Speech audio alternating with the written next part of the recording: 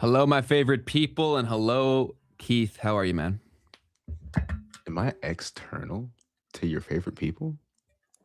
Um, I haven't really thought about it. I think you're definitely in there, but you're special, man. You're on top. You're like the elite of the elite. What up, folks? It's Thursday. How we doing? How you doing, Ben? I'm good, man. Today's the best day of my life, and so we're gonna say what up to everyone in the chat here. Thanks for joining us. So we got DW99. What's up? What's up? Good morning. Good morning to you. And so we got a first live streamer here, Oh, D what's Sneaker up? Tech. What's going on? Hope you're doing fantastic. We've Thanks. got if you're watching this on the replay, guys, just so you're aware, Abs from is it Good Evening Crypto? Not That's Good Morning right. Crypto. Good Evening, awesome. It He'll used be to be.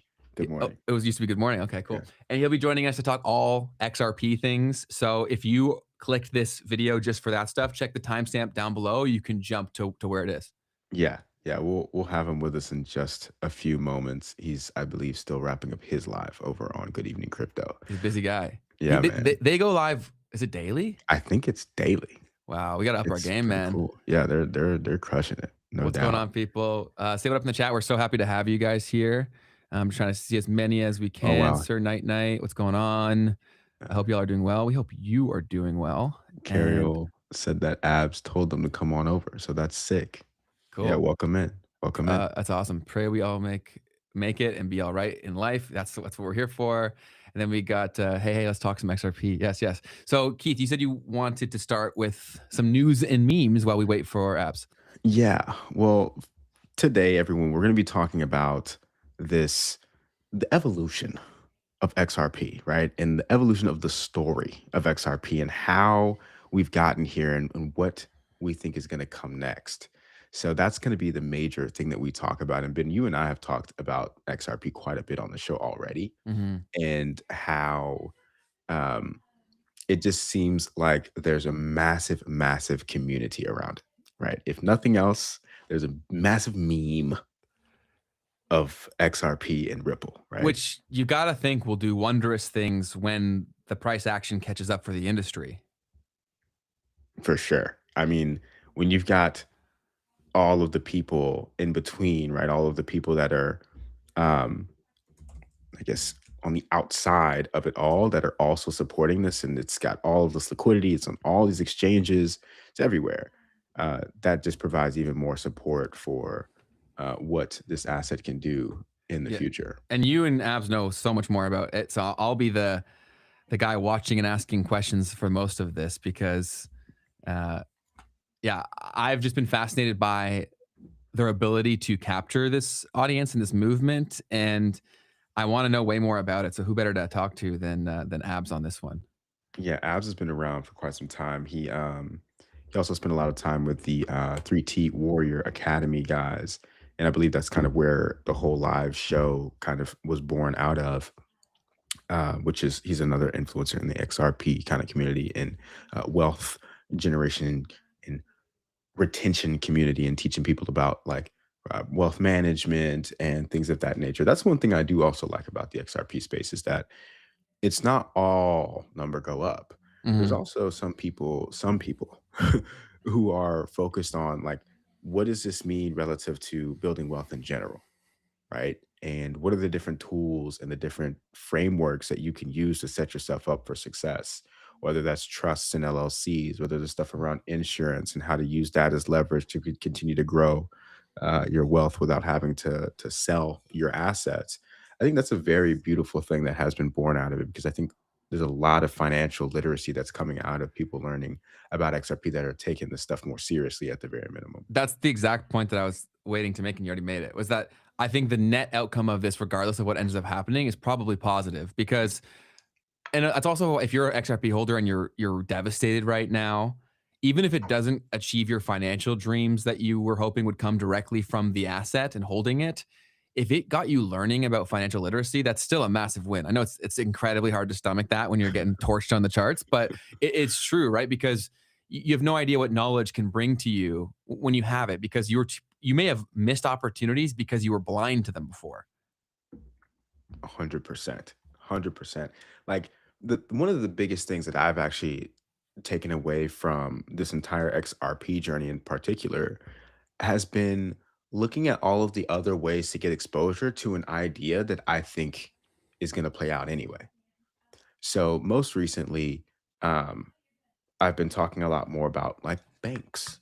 And even back in the day, there was a time where XRP, excuse me, where Ripple was partnered with MoneyGram. Mm. And MoneyGram was a publicly traded stock at the time. And so I started kind of going in on that a little bit. I was like, well, MoneyGram is an old business, lots of deep roots, great, huge, liquid, large payments network.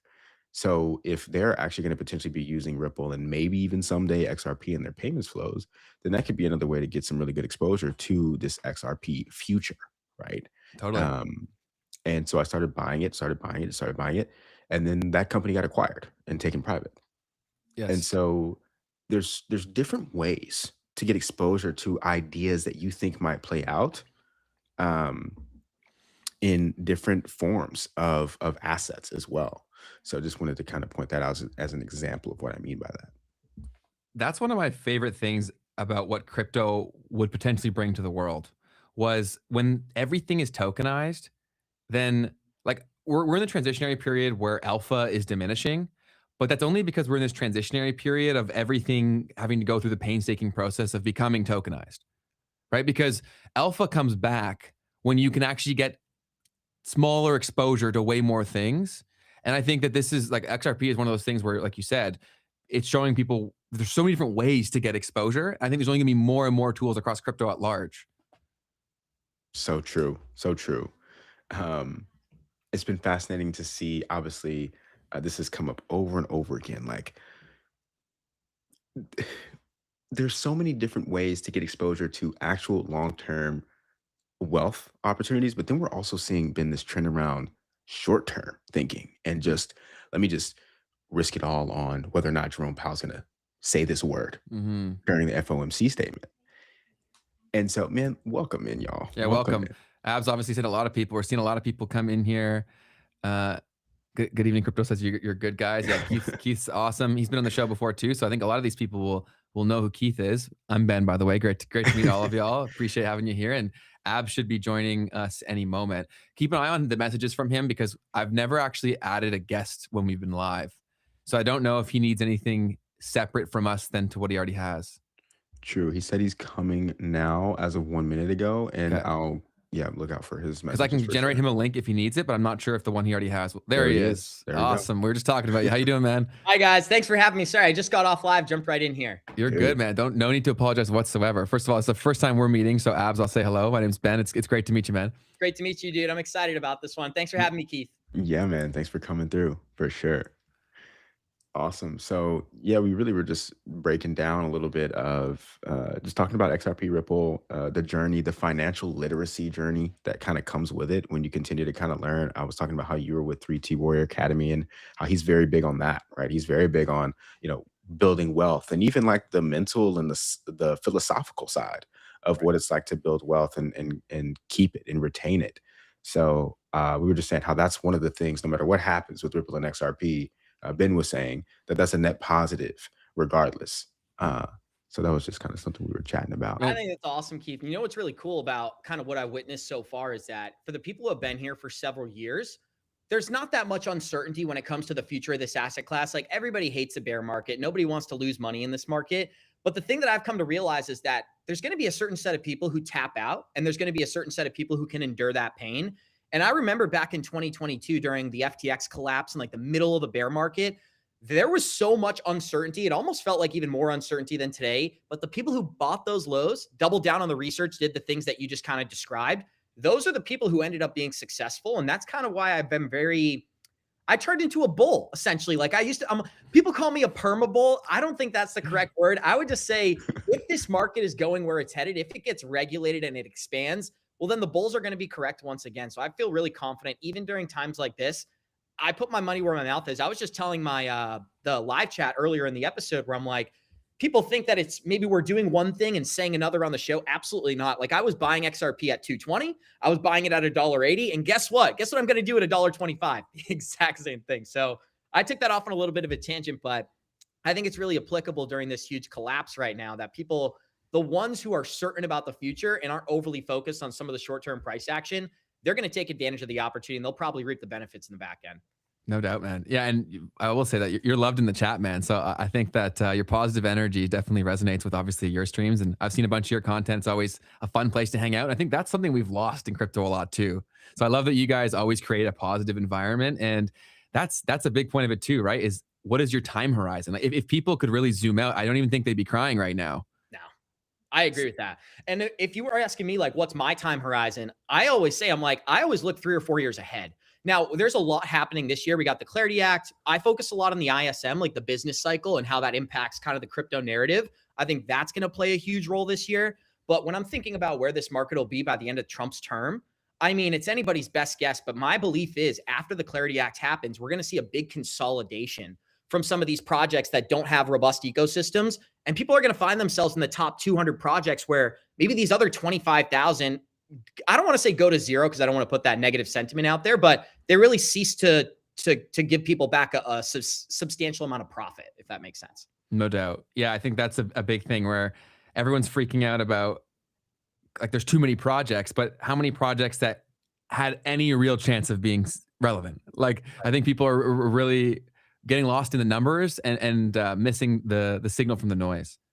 Totally agree. I would also say, like, I'm not sure how long you guys have been in the crypto space. For me, it's 2019. So I've really been through a lot when it comes to just the price action. So I've seen these 75% pullbacks before. I've even seen 90% pullbacks. I was in XRP back in 2019, pre-SEC lawsuit. And I remember the run up to 70 cents before it was filed. And even during that time, we thought we were in that euphoric moment and they pulled the plug out from underneath us. But Keith, I'm pretty sure you would know about this. Like the ISM and the business cycle, that's really what led that 2021 alt season. And Ben, I'm sure you know about this as well. I just watch a lot of Keith's content. That's why I'm deferring to him. No, you're good, man. When I think about what happened back then, it was like there was not a single narrative really working for the crypto market. And then all of a sudden, asset prices were doing a 10x. Like XRP went from 17 cents to $1.90. And why was that? Well, it's just liquidity. Mm-hmm. And so if people are more focused on the liquidity cycle, I think they have a better chance of being successful. But I'm not sure what you guys think about that. I would personally agree with a lot of that. I also think that this theme of narratives is probably one that gets over harped on, and people are chasing a narrative. And then it's kind of like, did the news make the price move, or did the price move make the news kind of deal? And I think that a lot of people are looking for something that we can understand as humans, and humans, we understand stories. And so if we can attribute something changing on a chart to a story, we'll do that 10 times out of 10. 100%. Keith, and you know what else is interesting, Ben, is that, when you look at where this asset class is right now, there's so much positivity happening. Like we got the Genius Act, pro-crypto president, executive White House group that's working on digital assets. We have the ETFs that are live. That was a huge narrative back last fall. It's like nobody even cares about that anymore. I think this morning alone, the XRP ETF already did $30 million worth of volume. Past 2 days, it's been 50 million. So smart money's doubling down while dumb money is uncertain. And I consider myself dumb money for the record. We're all in that camp. Yeah, for sure. Maybe one day I can be smart money, but definitely not right now. And I think that's what keeps me so excited, is that I know during these times, like, it only takes a single headline, a single narrative to flip this market on its head. And I think we're almost there, but that's just my optimistic take, Sam. I wanted to pull up really quickly too, the ISM manufacturing index, which did just this week actually flip positive for, we'll see how this continues to sustain through the future if we actually truly have a positive read on this and that we're moving in that positive direction. But it's kind of been a big part of the theme of this whole past couple of years, is that we've kind of had a very negative record long. So anyways, that we did just get that another flip in the direction toward the positive, right as we're going through the depths of the time that we've had in this market. So I just wanted to point that out as you mentioned it. Another thing that I did want to point out as you mentioned it too, and we're going to take today and kind of like walk through some of the stuff that just the whole history of XRP and Ripple and like how we've gotten here. The episode title is like why XRP is the chosen one, right? So we're going to walk through that. And I thought about this clip that you've talked about, or you just kind of made me think of this clip around everything going to zero and Brad Garlinghouse himself being very, very adamant about that in the future. Ahead. I think, anytime there's a new market, there's a lot of people that run into that market and try to show that they can solve a problem, they can deliver a customer need. I have said publicly before that I think 99% of all crypto probably goes to zero. But there is that 1% where I think that is focused on solving a real problem for real customers and is able to do that at scale. And that's going to be game changing. And I think that's going to continue to grow significantly in the decades ahead. So obviously, very bold statement, Right. and it's coming from a CEO in the space who's obviously working on what he believes is the 1% of those things that's still going to make it. But I just wanted to reiterate and show some support for that kind of a statement or thinking around, do we actually get a lot of these projects to come back? And what's funny, so I've been around all of this since 2017-ish. And, since you've been around since around 2019 as well, we've gone through a time where everyone else had that a great time and had their all-time highs, and we didn't, right? We watched the XRP asset continue to just not make an all-time high throughout an entire cycle. Yep. And it kind of feels like that's happening to everyone now. It's actually the other way around, right? XRP has made its all-time high, and a lot of the other tokens just haven't even done that yet. So it's very interesting to see how the tides can turn, and then maybe the next time around, everyone else gets to have their big all-time high. And Ben and I have talked about in private a little bit of like, well, if we've seen the suppression of things like this, then it's like holding the lid on a pressure cooker or whatever, right? Like at some point, these things might just pop off to levels we've never even imagined. But anyways, man, let's dive into some of this history, because honestly, the more that I look at this and actually spend the time doing the research, it's fascinating where this Ripple thing came from, who the founders are. And it's just like, you can be skeptical of what's happening, but there's so many things that you also just cannot ignore, right? Right.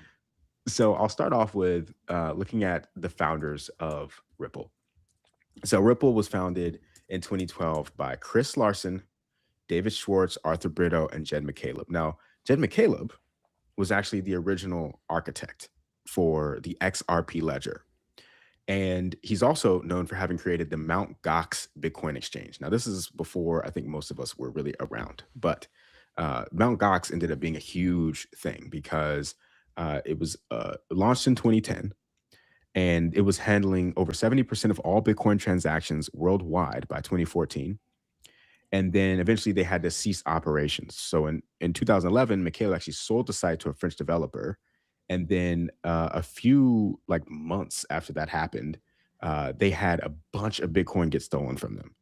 And it just was like this multi kind of year phenomenon of them basically having to shut down this exchange after having this massive hack that happened. And that was a huge stain on all of crypto at the time. Right, so this is early days. People are just hearing about Bitcoin, and then there's this massive hack that just steals millions of dollars of people's funds. And it's like, all this thing is a massive scam, right? But in 2011, after he sold the exchange, McCaleb started developing the Ripple protocol. And it was taking a different approach from the mining techniques, right? Now, when he was doing this, he also recruited a guy named David Schwartz. And now he recruited David Schwartz, Arthur Brito, and Chris Larsen to become co-founders of this thing with him. So I'm going to talk quickly about David Schwartz, and I want to get some of your take on this, because I really haven't fully looked into all of this until today. But David Schwartz is a cryptographer, right? And he essentially, in 1988, he actually filed a patent that was around distributed computing. Okay, so I'll just pull it up real quick because it's actually here. We can see it. So Google has Google Patents, where you can go and look at all the patents out there. And so this is in the 80s, right? Now, distributed computing was already a topic. There were people that were talking about this. And he just happened to be one of the people who was working on this concept of having a distributed computing system where you can have computations happening, being triggered in one place and potentially happening over a network of computers, right? So a lot of people looked at this and were like, wait a minute, who is this guy? And so he filed this patent, but he also was working as a contractor for the NSA in the 90s. And he was building encrypted storage and messaging systems. And so a lot of people look at this and are pointing to a 1996 NSA white paper that was titled "How to Make a Mint," The Cryptography of Anonymous Electronic Cash, which described a digital currency system using public key cryptography, predating Bitcoin by over a decade. Now, the paper credits a cryptographer named Tatsuaki Okamoto, whose name has obviously a twist to the Satoshi thing.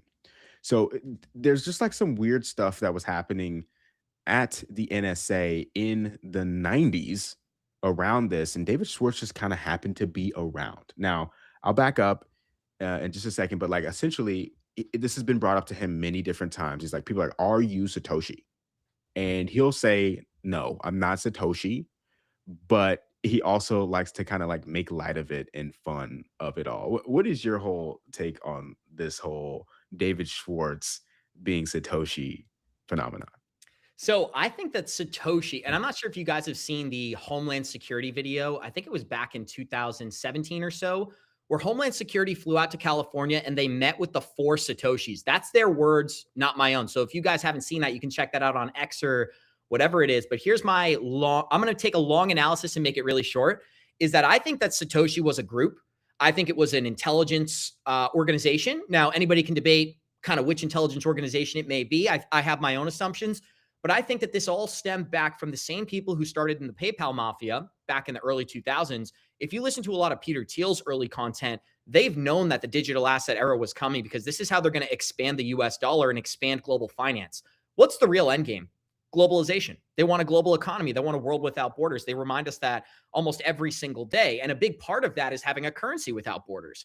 And so my belief on the whole process is that when Bitcoin was originally created and launched as kind of this proof of work concept, the same developers who built the Bitcoin code, which would be David Schwartz and 3 others that we don't know, those same developers looked at the flaws of the network and then made an effort to create something better. And I think that's where Ripple, prior to being Ripple, was OpenCoin, really came into the mix. And here's a couple examples of that, right? Bitcoin, you mine, Ripple's pre-mined. Bitcoin, there is no centralized entity, but with the XRP ledger, there's no centralized entity, but there's a controlling factor with Ripple, right? Ripple is responsible for driving business onto the XRP ledger. This is another advantage. You also have cheaper, faster payments. You also have a finite supply. So I think they took a lot of the ideas that worked for Bitcoin and they tried to improve those. And that's when they launched Stellar and the XRP ledger. And what's really interesting about this, as I'm sure you guys have seen, is that over the weekend, a lot of emails came out. And I spent a lot of time digging into that stuff. And what's really interesting about those emails is that the same people who were creating Bitcoin and talking about the inception of Bitcoin, well, they were talking about Ripple and Stellar at that time. And a lot of people have said, look, it's like Ripple's the good guys and Bitcoin's the bad guys. I don't necessarily think that's what's happening at all. I think that's actually the inverse of what's happening in many ways. I think the same people who went out and created Bitcoin saw the flaws in the network and tried to create cheaper, faster, better products. And even back in 2014, Google Ventures invested directly into OpenCoin prior to it becoming Ripple. And what their goal was that they were going to create what is now Google Pay. So they were actually working with blockchain companies to create the first payment application where you were going to be able to send value through emails. So it's just really interesting when you see like the financial web that takes place. And if I could summarize it in one word, it's like there's a small group of people who control global finance. That's what I've realized with this entire narrative. So I hope I answered the question, but that's kind of where my head goes with that one. You smashed it. Yeah. That was awesome. I got a few questions off that, but we got a super chat, so I want to make sure to acknowledge it. Absolutely. So Richard Major, I hope I'm pronouncing your name correctly, Richard. Got a question for all you guys. Do XRP needed Clarity Act passed? I thought we got clarity. I think it would be better for us if it isn't passed. Your thoughts? I can take that one. So what's really great about XRP is that it's the only asset that has been labeled not a security by the federal government. So let's say that the Clarity Act doesn't get approved. This would be one of the only assets with legal clarity inside the United States. Kind of ironic, considering that we had to go through the war on crypto. And that's what Jake Klaver really talked a lot about during that December timeframe, was that even if we don't get the Clarity Act approved, XRP is kind of an outlier in that category because it's already been given clarity due to the lawsuit and the determining that it's not a security and this is how it can be used and so on and so forth. So to answer Richard's question, which I know Richard, shout out to him. He's a daily listener on GEC. He's a great guy. Welcome, Richard. I would say that yes, XRP does have clarity without the Clarity Act, but this is why the Clarity Act is important. high tide raises all boats. And we're seeing that right now with liquidity being sucked out of the crypto market. Doesn't matter that XRP is a great asset and I have all this belief in it. It's getting pulled down with the rest of the asset class.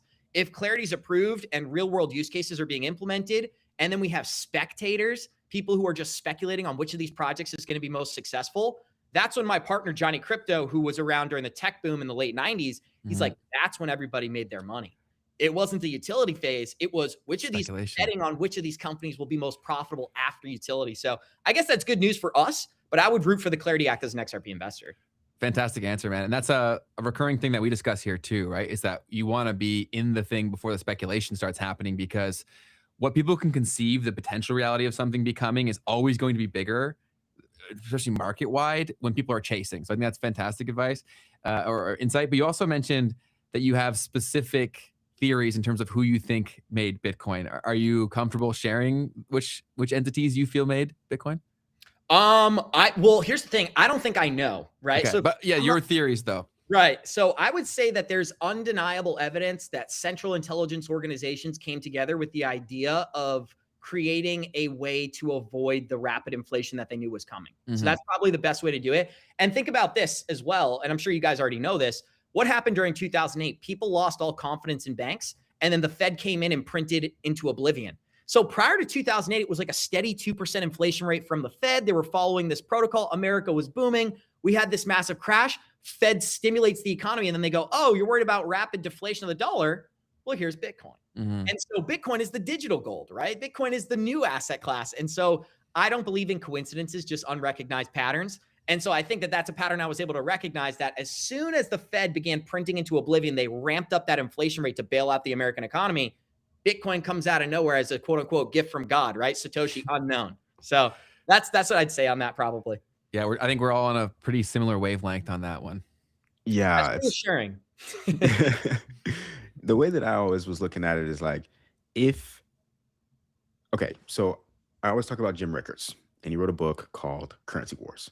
And it's a fantastic book. He talks about the time that he spent with the Department of Defense in war room scenarios, trying to come up with how could a country try to dethrone the dollar. And this was in like 2011. So technically this was after Bitcoin, right? That he's at least telling us that this all occurred.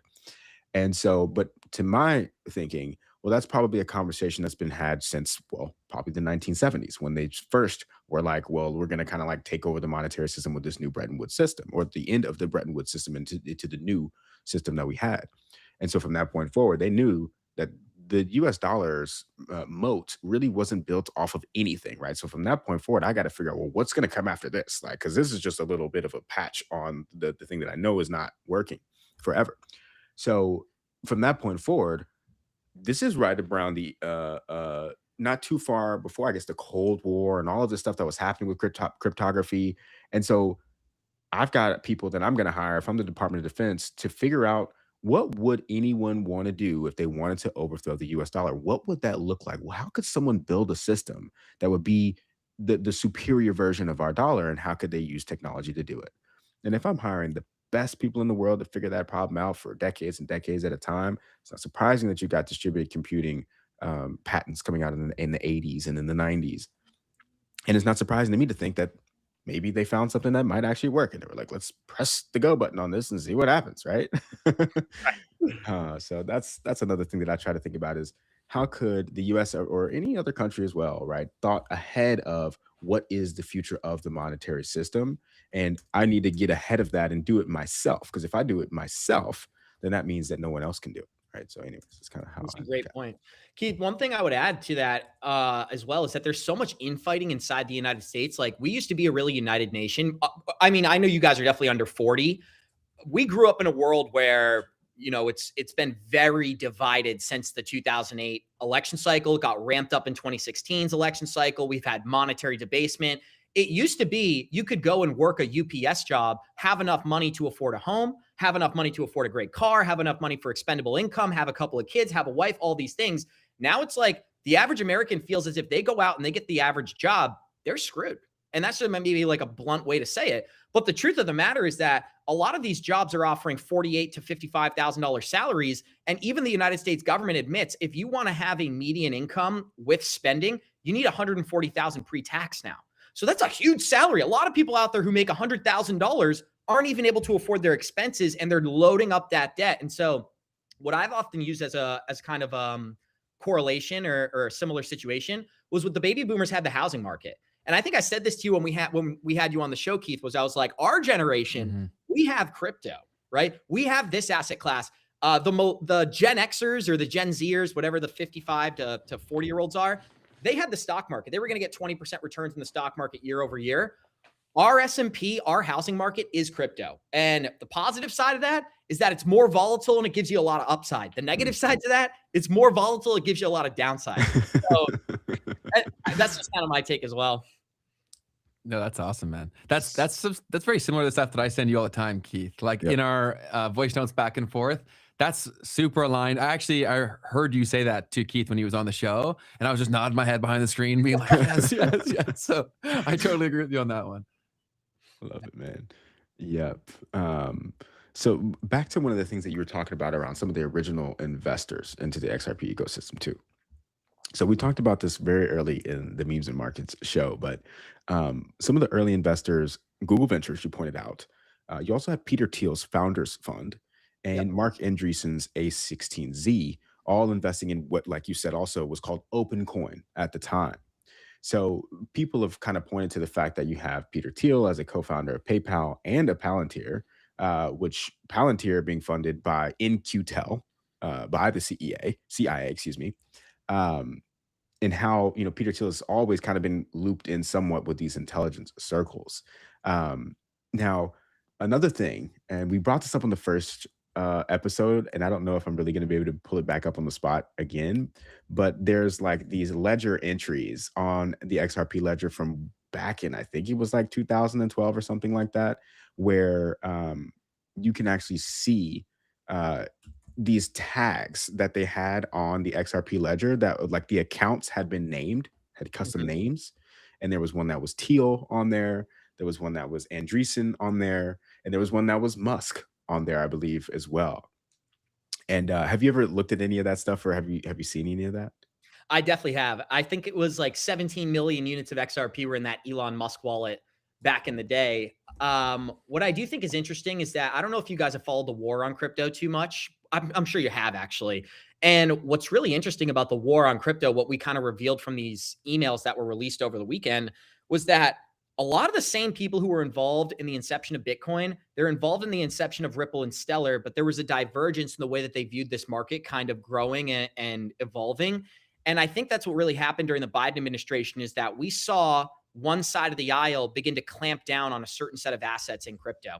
And I think the reason for that is because of what you kind of outlined. There's a certain set of founders who have one vision, and there's a certain set of people who have another vision. And when I think about the people who were involved in the inception of Ripple and Stellar, Peter Thiel, Jed McCaleb, Brad Garlinghouse, David Schwartz, that's one side of the aisle. And then you got the other side of the aisle, which kind of ironically is A16Z. And that's a whole rabbit hole in and of itself. But originally, this company was working hand in hand, developing, building with Ripple, same thing with Ethereum. And then there was a separation event back in 2015 where Ethereum, A16Z, they went this way, Ripple, Stellar, all these other technologies went another way. Bitcoin kind of went to the Ethereum side. And that really stemmed or started the war on crypto all the way back 5 years before Biden. So I don't know. That's just kind of where my head went with that one. I lost kind of track of what you asked there, but that's what came to mind when you had referenced that. In your research, were you able to find a breaking point or a point of contention that led to that divide? I think it was the idea that somebody wanted a truly decentralized system and others wanted a controlled, quote unquote, marketed as a decentralized system, but is ultimately controlled. So I think that was probably the divergence. That's so much of the debate for crypto at large. I think it's really hard for a lot of people to grasp that we would ever possibly have something that was truly decentralized. Right. And I think it's really, really hard for people to get their head around. And so that would make sense. Like there's always people fighting for different outcomes. So that makes sense to me. Keith, did you have something else you wanted? Looked like I cut you off. No. I mean, I'm just actually just scrolling back and finding some of this stuff because I love to pull it up and look at it. So on the XRP ledger, going back to as early as 2013, right? So once again, who is playing around with the XRP ledger, which was barely a thing in 2013, right. But obviously, we also know that Thiel literally invested in it, and Andreessen literally invested in it. So is it really all that surprising that the co-founders of PayPal are playing around on the XRP ledger potentially, as they're developing, as they already developed, right? Something that was the future of payments, right? So Or you I know just what's find it interesting, fascinating. Keith, is that if you think about what Palantir is doing as like a central intelligence organization, like, well, finances are a huge part of that. Idealistically, if I was a Palantir CEO, if I put myself in Peter Thiel's shoes, there's nothing I'd like more than to be able to control Keith and Ben's monetary system, right? If you don't have free exchange, well, you don't really have free will. Because at the end of the day, if you can't afford your house, if you can't afford your groceries, then I have a pressure point to apply pressure. And so I think that that's a key narrative that actually was involved with the inception of the Palantir company, the digital asset class at large. I think that then when they were laying out these ideas back in 2012, you have all these different pillars, right? You got a social credit score system, you got a monetary system, you've got what are people's tendencies, social tendencies. Like I remember reading an article about Palantir where they really pioneered the idea that they could predict crime based on human behavior. So there's all these different facets and narratives. And I think it's pretty obvious, and you guys will probably agree on this, that one pillar of that whole Palantir conversation is monetary control. And the best thing ever for somebody who wants monetary control would be to get people to willingly sign up instead of having to force them to sign up. So how do I do that? Well, I make a few people rich. I promote the idea that it's decentralized, the future of finance, and then the masses walk themselves into this system. And that's a conversation I've had with Johnny behind the scenes that, yeah, maybe for 10 or 15 years, people like ourselves, and this is a really brutally honest truth, we're going to be able to profit, we're going to be able to benefit, but we may be blindly walking into a system where our grandchildren or our children are like, what the heck did our parents sign us up for? And so, yeah, that really comes to mind as well. When you think about why Peter Thiel and Musk may be involved, well, the monetary system is a huge pillar for where Palantir is kind of pushing the American economy and kind of society at large. Yeah, if you follow the consolidation of power, it all comes back to money, right? And so that's like the pivot point, in my opinion. And so I think you're totally right. And a lot of the things that you're expressing are things that Keith and I have said partially on the show and definitely behind the scenes, and we're in agreement with you. And yeah, it's an unfortunate reality that in the short term, it may be fantastic for the people who were early and saw this coming, but long term, is that what we wanted? I think only time will tell. I've seen some questions in the chat that I think directly relate to this. Cool. Like, what can you do to try to push towards the decentralized option rather than the dystopian one? Is that for me or Keith? I'll throw it to either of you. Perfect. I think that here's the thing. The truth is it's going to happen. And I came to this realization a long time ago where it's like, guys, we don't have much power. I'm just a guy on YouTube. I don't have any connections, right? I literally just have a YouTube channel where I talk about stuff. Yeah. So I don't have any CIA connections to pull any strings over here. Let me dispel the rumors. But the truth is that when you look at where the asset class is headed and who's in control of the modern day system, who's in control of America, it's the technocracy.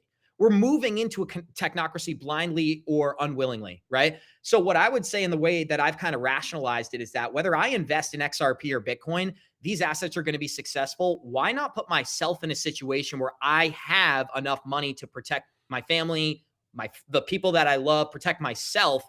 And it's an unfortunate truth where there's not some great answer where I can say, well, you invest in Ripple and double down on that, everything will be great. It's not as simple as that. But I would say that what you can do is you can put yourself in a situation where you're financially abundant, and then you'll have the means to kind of make your own decisions from there. That would be my take. Yeah, and hopefully, if and when these things happen, if you are holding the asset, you do have some choice in terms of where you are and where your family is too, which is a hopeful outcome if we are given freedom of movement. Right. We'll see how all this ends up shaking out. But yeah, I think it's one of those things where you can lie to yourself and try to say like, oh, this isn't happening. But if it reaches a critical mass, you don't have a say in the matter. Right? And if there's enough converging forces that lead to a critical mass out of ignorance or people choosing to go in there, like if it happens either way, you should position accordingly. Right. And even think about the vision of the internet and compare that to the vision of digital assets. Like I'll go back to my friend Johnny Crypto, who talked about the internet in '96. It wasn't obvious that the internet was going to be this like ubiquitous technology that everybody was going to use on a daily basis. Instead, it was like, oh no, the internet's a fad. People like human connection. You can only, watch crappy movies and buy books from Amazon. This isn't going to catch on. And that's kind of where we are in crypto, where people aren't fully seeing the vision. I think people like, obviously your channel, people who are in our live chat every day, people who are fully in on this stuff. But I'm just talking about the average American who's living their life. They're employed. They got a family. They got other stuff going on. they don't fully see the vision of digital assets. The vision, the end game here is that digital assets will be as common as cash, right? And essentially, they're even moving credit transactions onto blockchain so that in the future, when you're swiping your credit card, all these things are happening on chain. So there's a permanent ledger of your spending behavior, and they can kind of categorize. And they'll say it's for where they can advertise, right? Oh, we know Ben likes, I don't know, lacrosse. Let's give him lacrosse memes. But when you think about what it really is doing, is it's categorizing individuals, figuring out your spending behaviors or social behaviors, and then determining what they should do with that information. I'll just leave it kind of vaguely like that. No, 100%, man. And I do think that, I think more people are having to ask the questions. And so I think that we're starting to see more and more people become curious about all these things because they're seeing how it could play out with something like AI. And I loved the analogy that you gave of the internet, because I actually have a picture of me when I was a little kid reading a newspaper saying like how to survive the internet. Like, so people were just as afraid of the internet as they are now of AI. I personally think the AI is a lot more dystopian because of the personalized nature of it, but it's the same sort of sentiment that people are always feeling like it's the end of the world 24/7. And yeah, it's insane to think about what the world looks like in even like 10 years, man.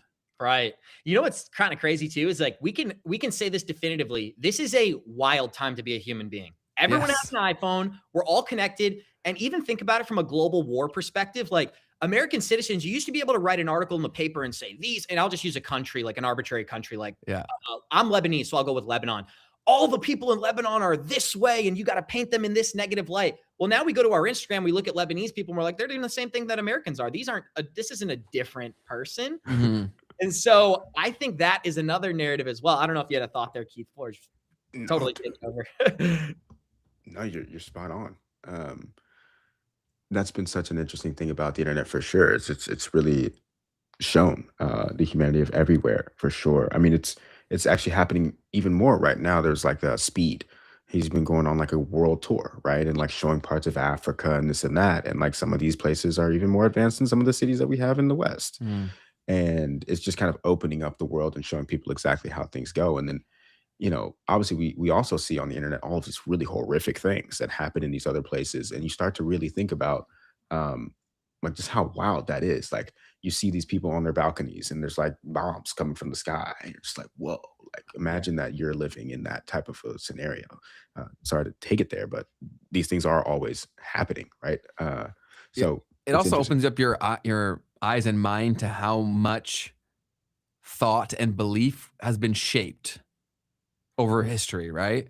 And so then that can lead to a pretty dark path because you start questioning everything. And then you're like, oh my goodness, like there's so much propaganda in all of this. And I think the internet kind of exposed us to a lot of those things. And I also think like in terms of bringing it back to the crypto story, I do think that the general sentiment for AI is incredible senses of fear. And so if blockchain and crypto is kind of seen as the only potential antidote for that, it's kind of the ultimate adoption mechanism. People hate AI so much that if you said this stopped or slowed down AI, people, I think, would almost do anything. Right.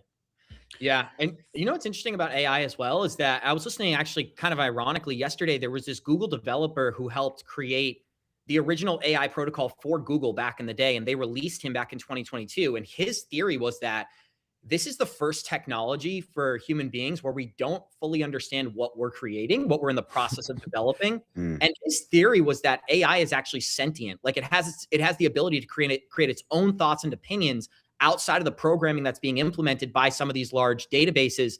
And what's even more interesting now is that they're creating these super AIs, which are multiple personalities. And this is from Google, which the podcast I listened to.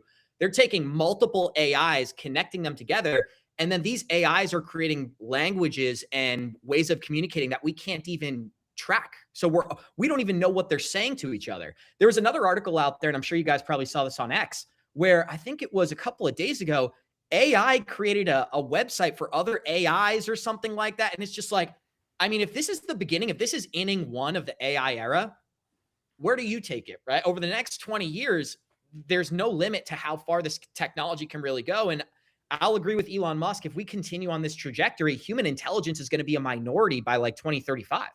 And so totally. People like us, you guys are young guys as well. Like I've got 70 years left, I hope, So imagine where AI will be in 70 years. I'll be AI at that point. It'll be AI abs here on memes and markets. So I'm looking forward to that in some way, but in another way, in a more serious note, it is kind of concerning when you think about the fact that we're at the inception and we're not even like well into the development of AI, and we see all these new narratives developing. It's really interesting. Yeah, I think they may put a lid on it at some point. I think they may, like, we may stop seeing the true progression of it at some point. I don't know. I just, because if you do follow the path and the trajectory and the rate of those things, the systems that govern everything right now are just so ill-equipped to like maintain order in that environment. The AI would have to be the leader. Like, it would have to, which is terrifying. Yeah. Right. But it's also interesting to think that like a lot of that has already potentially occurred in some ways. Yeah, right? fair. Like, either directly or indirectly. Exactly. Like we are answering to it in a lot of ways already. I sent you a voice note last night, Keith, about like how social media algorithms are incredibly predatory because you have to understand the incentives to understand the outcome. And so with social media right now, it doesn't need that many data points to figure out what your trigger points are, right? And so everyone's got, who spent a lot of time on social media, has a word or two that will instantly get them going. And so these social media platforms are constantly trying to feed you like what's the best thing they have. But with AI, because it's conversational, they don't need to put in the best thing. They can create the best thing. And so look how crazy the world became when we were being conducted by distribution algorithms from content made by humans. Right. And so why TikTok exacerbated all of this is because their For You page was revolutionary simply because it expedited the path to necessary data capture, right? Like, because they don't have to ask you anything. You don't have to make a choice as a human. They'll feed you things and then you are involuntarily giving them data that you don't even realize you are. Right. So that changed the world because YouTube was distribution based. You had to search. So you had to say an I am statement, or you had to slowly get things sprinkled to you. But if you didn't click it, you never watched it. So like that was like the tipping point where I was like, oh, we are cooked, because I knew that they'd be able to get data so much faster, and people aren't aware of what they're doing when they're consuming. They kind of turn their brain off when it should be on like highest alert. That was brilliant. That's all I got to say. Brilliant. Yeah. Yeah, man. Ben is a social media guy, very immersed in it, has been doing a lot of cool stuff for helping other people grow their stuff, and he's been growing his own stuff. And so I always also am just like, yeah, good point, Ben. Well, I've been doing this stuff for like almost a decade. So like I've been obsessed with this stuff, and I started a book that I was telling Keith about last night that I'm going to distribute because I think it's timely now, about like how we got here. And because I remember the first YouTube video that I ever saw when I was, how old would I have been? I don't know, like 10. When did that stuff come out? And my sisters showed me a video of Smosh singing the Pokemon theme song. Do you guys remember Smosh? No, what's that? He was like, they were these early YouTubers that were like super cringe comedy, but for the time it was like peak. It was amazing. And I knew right then and there, I'm like, this will change the world. And so then from that day forward, I was obsessed with it. What was your guys' first YouTube video? Do you guys have an experience that you remember? Oh my gosh. You know what's funny is that back in high school, I literally was like a Joe Rogan addict back when I was like 14, 15, 16. And it's kind of ironic because now I love doing podcasting and things of that nature. But it's so funny because I was often disconnected in the classroom, but so engaged with stuff on YouTube. Like I would love researching on my own, but then I'd go to my history class and I'd just be tapped out. Not that I'd let that affect my grades, right? C's get degrees, my friend. That's my man. But at the end of the day, it's like, I felt like a lot of the stuff that we were genuinely interested in, we had to go to YouTube for during our era. Totally. So I was a Rogan podcast fiend, not as much anymore because I'm so into this stuff, but from like age 14 to age 19, I would be in school, one AirPod in, listening to a Rogan podcast, listen to Joey Diaz and Eddie Bravo talk about conspiracy theorists. And I'd never even heard those conversations before. So that was probably my intro to YouTube.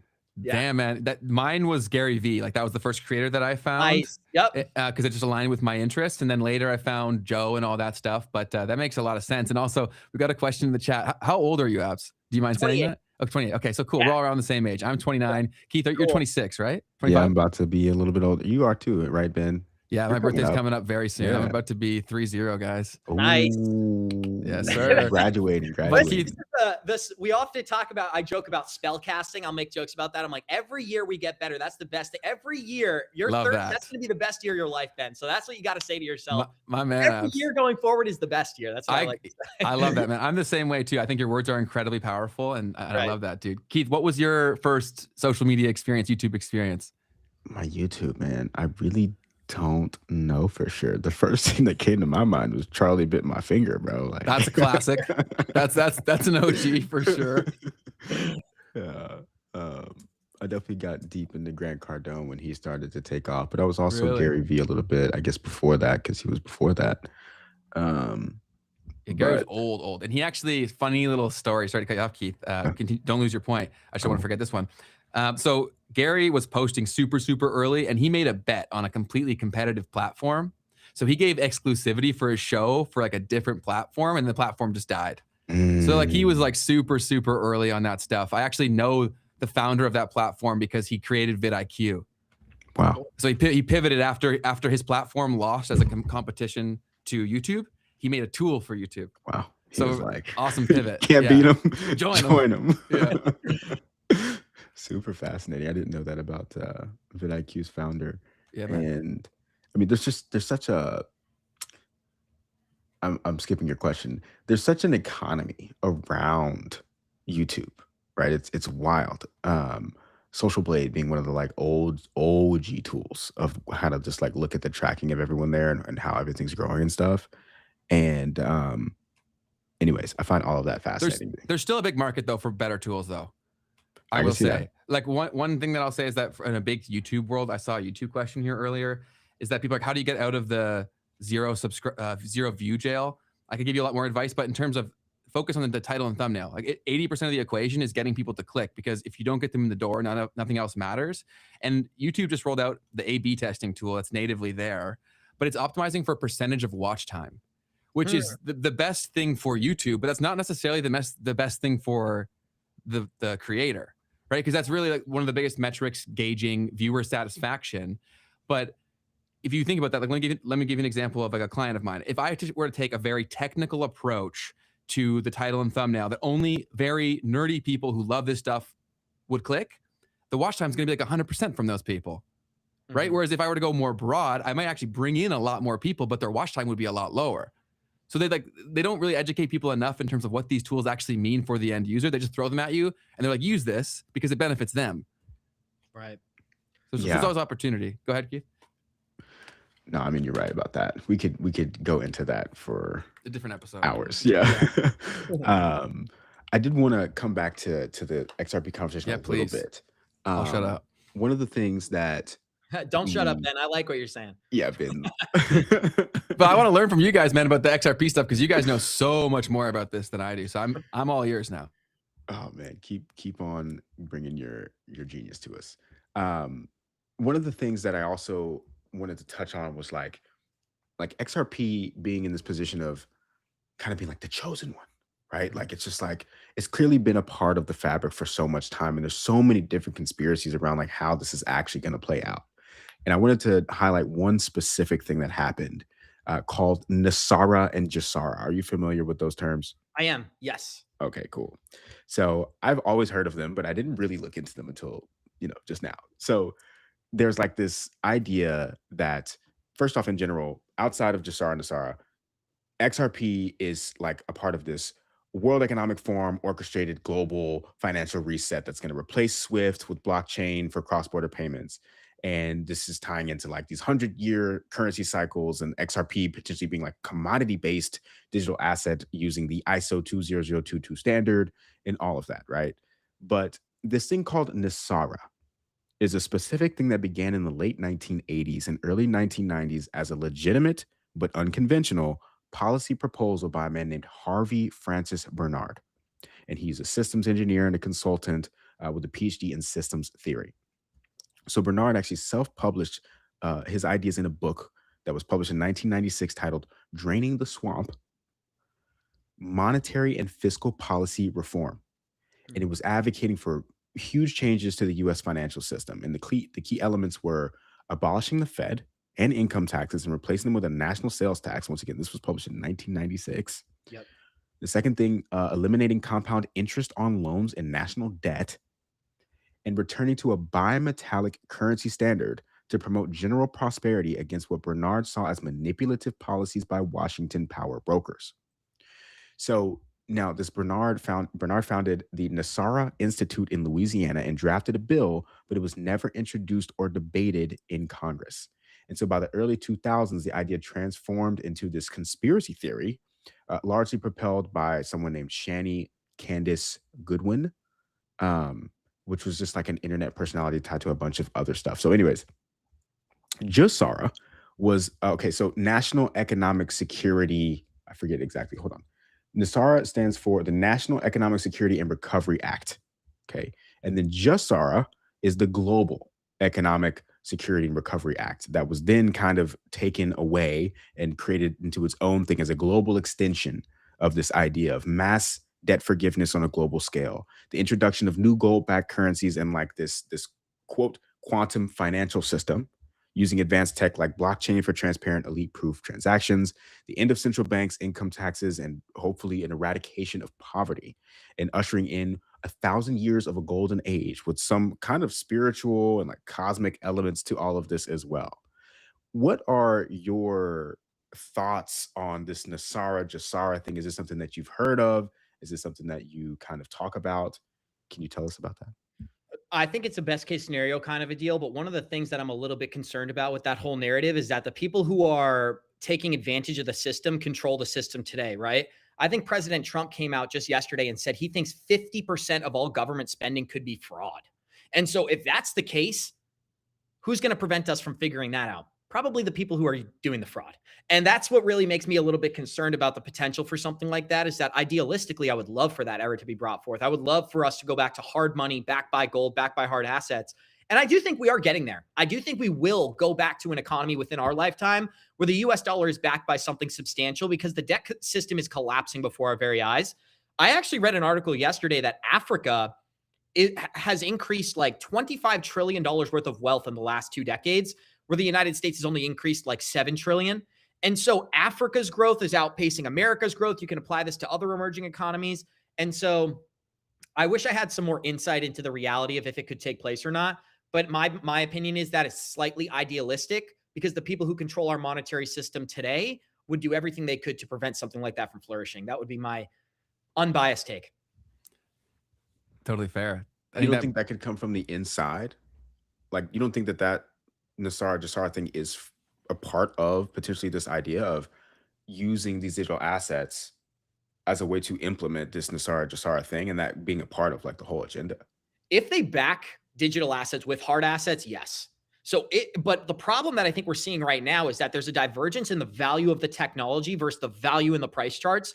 Like, we've talked a lot about XRP. This is a great example where, if you think about what XRP was built for, it was built for cross-border payments, instant settlement, things of that nature. That means that one end user is tapping in and tapping out of the ledger almost instantaneously. So the value proposition that we're at right now of $100 billion in market cap, well, most of that is still speculation that in the future, there will be more real volume taking place on the network, as opposed to true value already being in the network today. So we would have to see a big transition from speculative use cases to hard asset use cases, if that makes sense. Backing these technologies with finite hard assets and then allowing that to be where the value is derived from. I think that we're a long ways away from that, because we would need a regulated environment, and where that was kind of, I don't want to say forced, but I would say people are guided in that direction, and we're not there right now. But I don't want to be averse to saying, oh, it's not going to happen. I'm rooting for that to happen. I just want to be very realistic with my take, and that's just my perception of it. I think it's a fair take. We had a guest on here, Salim from the Moonshots podcast, and he basically explained the premise of whenever you push for innovative change, the existing system kind of acts as an immune system to protect itself. And we've reached a level of bureaucracy or immunity, depending on your perspective, that is quite strong and quite large. So yeah, how that would even happen would be so fascinating to watch play out. So you said you do think that we get to a place where money's back to something more sound. Do you have any sort of theories in terms of what that may look like? I think that Here's what I do know. I think that the debt cycle in our lifetime will need to be restructured because we're heading into a moment for Americans, like I kind of said earlier in the show, where the money's not really worth it. And that's a weird statement, but it really isn't. The US dollar used to be so much more valuable, even just during the late 90s, where I remember my friend, he was telling me how he made $30,000 in his first job, and he had more money than he knew what to do with because his rent was about $400. His grocery bill was like $200 a month. And he still had, $2,200 left over to go and buy a car or do whatever, spend time with family. And I think nowadays, because the way that the money has been so devalued, it's crap, for lack of a better word. But it's like you work your butt off all day. Maybe you make a lot of money. You make $70,000 a year. I don't know about you guys. You probably own homes or you pay, mortgages or whatever. I mean, I know for me, a 6% interest rate, it's like $4,000 a month at a minimum. Like, that's not sustainable. No, most people can't afford that. Imagine where it will be 5 to 6 years from now, which isn't that far away, where it's like, okay, if we don't see some sort of a restructuring in the way that people's time is valued, then people aren't even going to want to go to work because they're like, I'm working to be a debt slave. And we're in that right now, but there will be a tipping point when it literally isn't worth it. If we have to go to the grocery store and spend $1,000, nobody's working for $2,000 a month, right? Very so true. That's where I think that the powers that be understand that. And we're in the process of transitioning into a system that they still control, but hard assets are also a part of the mix. So people feel incentivized to even go to work and buy into the American dream. It's kind of ironic, guys, because if you think about it, as human beings, if we farmed, we'd have all the assets we need. If we were able to feed ourselves and we had clothing and we had the means necessary to raise a family and things of that nature, the entire idea behind the American economy was that we could expedite that process with US dollars and make it easier and more accessible. Nobody would have to learn how to farm. We can just rely on the grocery store, right? I feel like that narrative has been taken so far in just the first 30 years of my life that I can't imagine another 30 years where we're in this cycle and people aren't tapping out or just saying, you know what? I'm not going to buy into the American dream. I'm going to Costa Rica. I'm going to open up a smoothie shop and I'm going to live that life because that's more satisfying than being a modern day debt slave working in an office for something that puts me in a situation where I can't even afford my expenses. So that's why I think change is inevitable, if that makes sense. I love it, man. You've touched on some really, really critical ideas and all of that there. And it really, really sparked my mind to think back to this book that I read a little bit ago called Sapiens by Yuval Noah Harari. And in this book, it's an anthropological look of humankind, looking back to the history of humanity. And he makes the argument, there's a lot of controversy around the book, but he makes the argument that essentially we as human beings were domesticated by wheat in a way, okay, by wheat and other crops that we have grown. And the point being is that the individual human being potentially created a world where their life is actually worse for the greater growth of all of humanity in general. Mm. So we slave away to essentially participate in the economy of growing the crops, right? Of getting our food, right? We don't necessarily grow the food ourselves, but instead we've created these huge farms, okay? And the people have gone out and tilled the farms back in the day. And that created a world where, yes, you had an opportunity. I got to read this again. Yes, you have the opportunity to now feed more people, but that feeding of more people essentially just creates more work that needs to be done, right? Because now you've got a larger population of people that you still need to feed. Yep. And you kind of create this world where the world around you gets smaller. You go into your hut, you go into your office, and your dwelling gets smaller. You have no ability to go out and roam and just do what you wanted to do, go pick berries and things of that nature. And instead, now you've built these four walls around yourself where you're constantly working just to be able to basically feed the rest of humanity.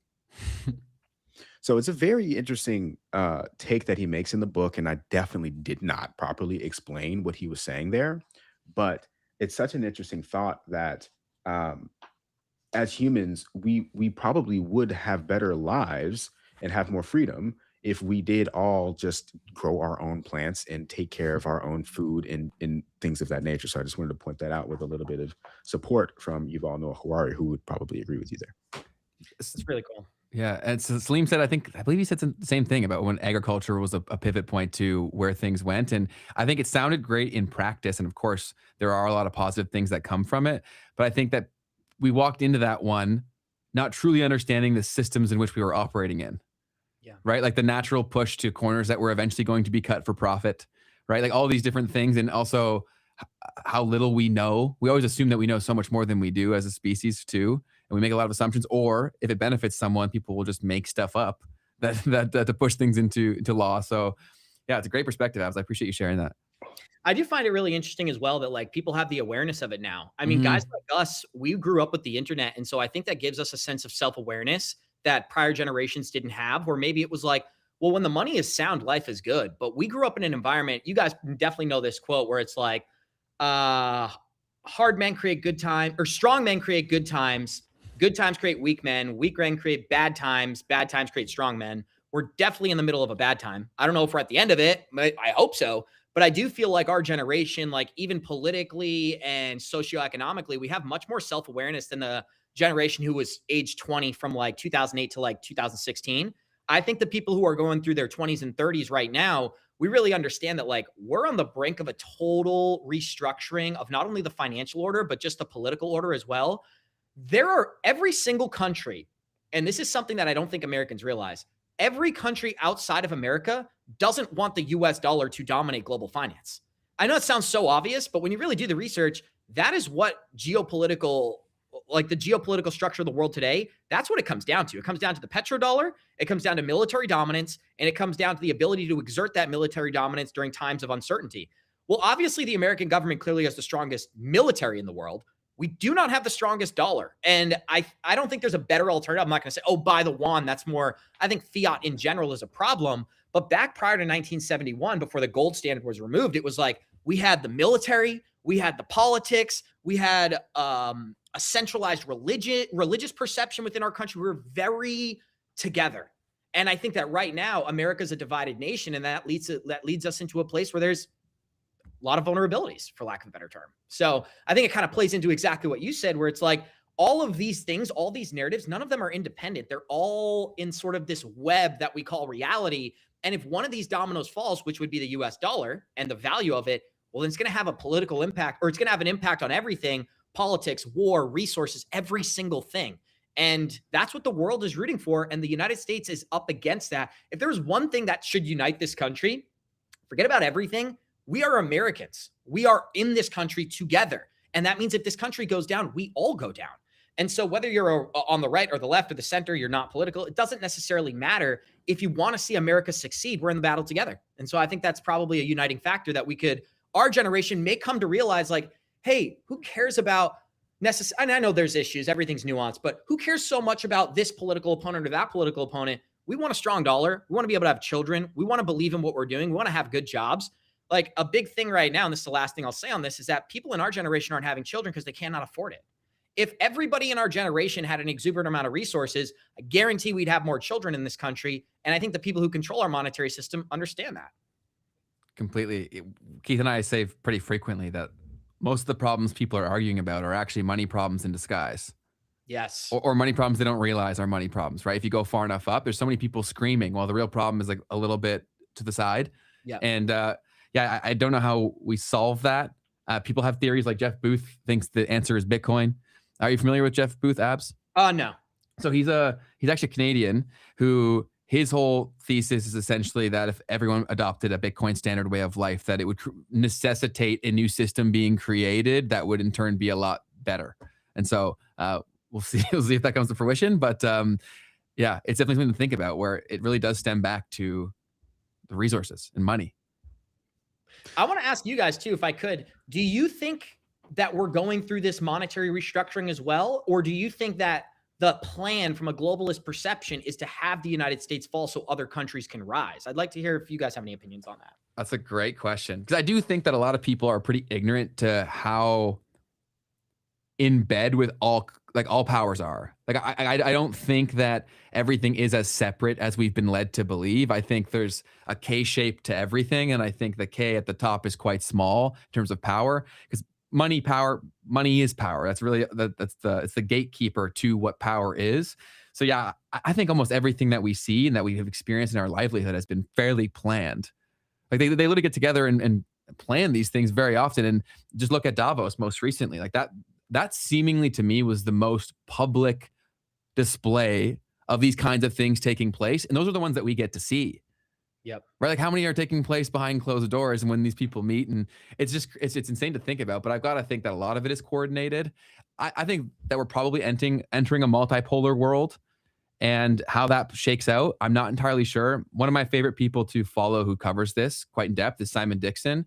He breaks it all down by following the money to basically try to explain the thought process and decision making behind the money transfers and the flow of it all. But I'd love to hear Keith's perspective too.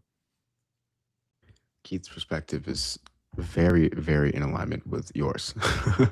I think I saw this lady, her name is Danielle DeMartino Booth, basically kind of saying that a lot of what's happening right now is kind of theater in a lot of ways. And I'll try to play this clip, but Ben, I'm actually going to try to ask you if you think that I'm approved to play this clip or not, because I'm not sure. So it's from Simply Bitcoin and something called Coin Stories. Mm-hmm. You think I can play this without any issues? I don't think you'd have a problem unless there's music. Okay. There's no music. Do you think that we are changing the monetary anchor underlying the entire system back to gold? No. You don't. You still think it'll be primarily treasuries? I do. Why? And they're about to centrally clear those puppies and make sure nothing happens to them that happened during COVID. Well, can we unpack that a little bit more? Because it seems like every single country has come to the understanding that we're just going to print our way out of every crisis. And we also weaponized the dollar, right, in 2022 under the Biden administration and the Russia-Ukraine war. So it's only natural that our adversaries and really countries around the world diversify their holdings away from U.S. treasuries, which we ultimately control, and we expand the supply of constantly to finance these deficits.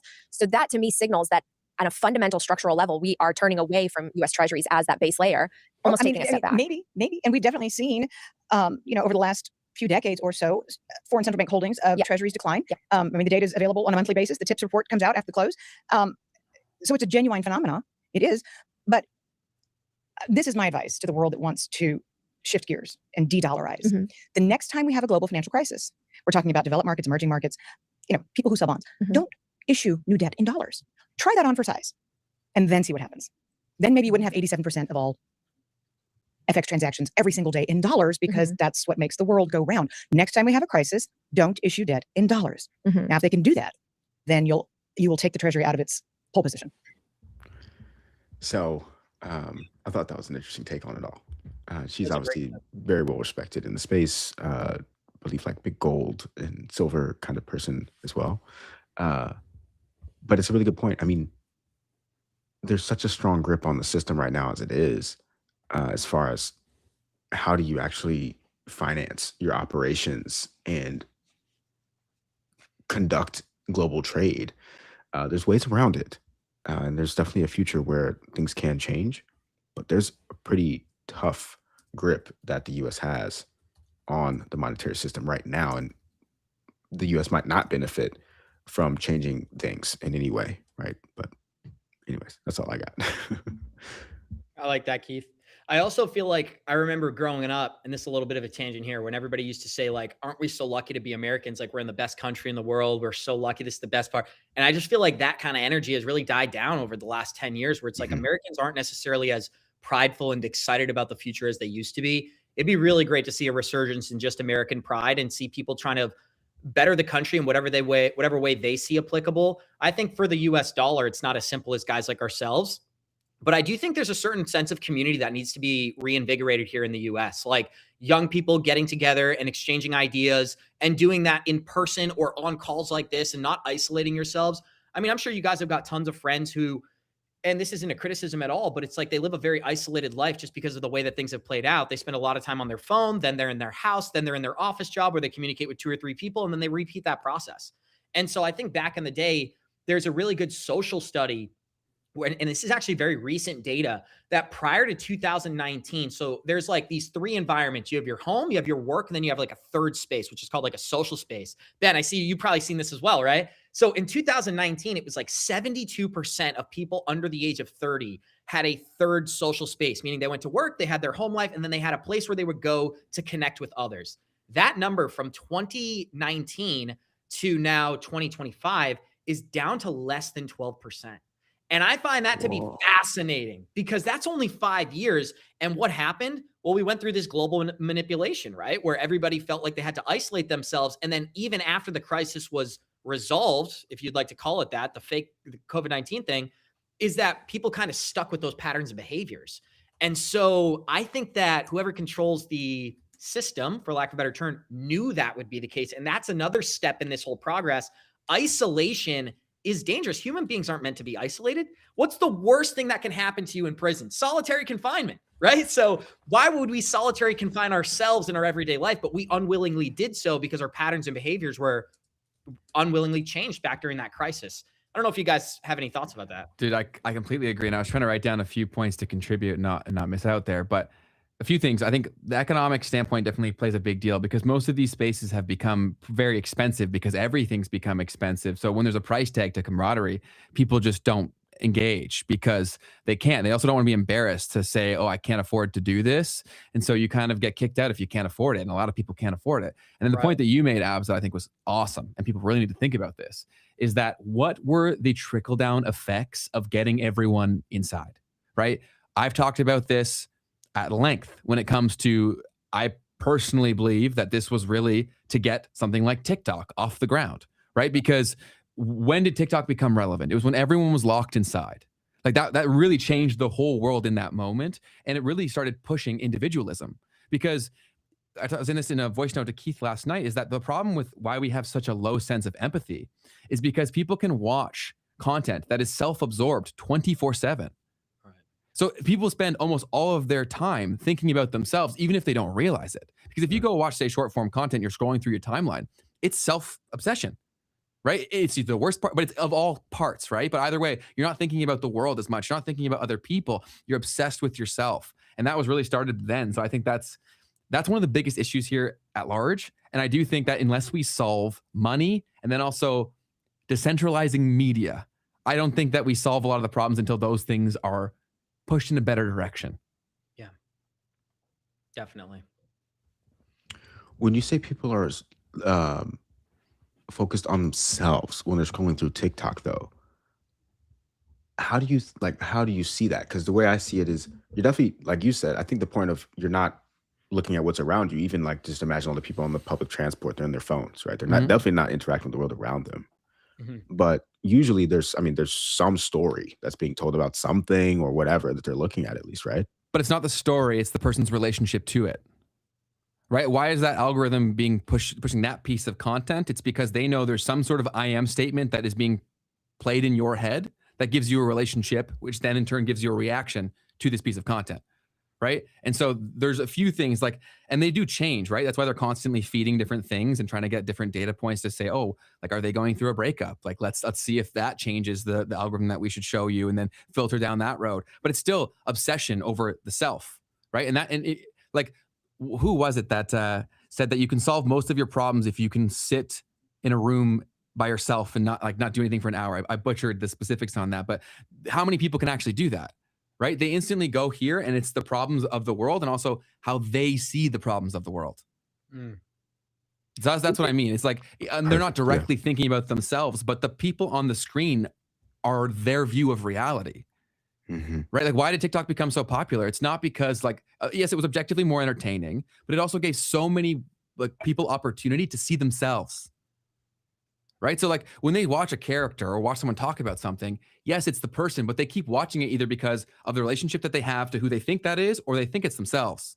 Either way, they're obsessing over their situation, which is partially inevitable of human existence. But at this scale, I think it's incredibly detrimental because there's no counterweight.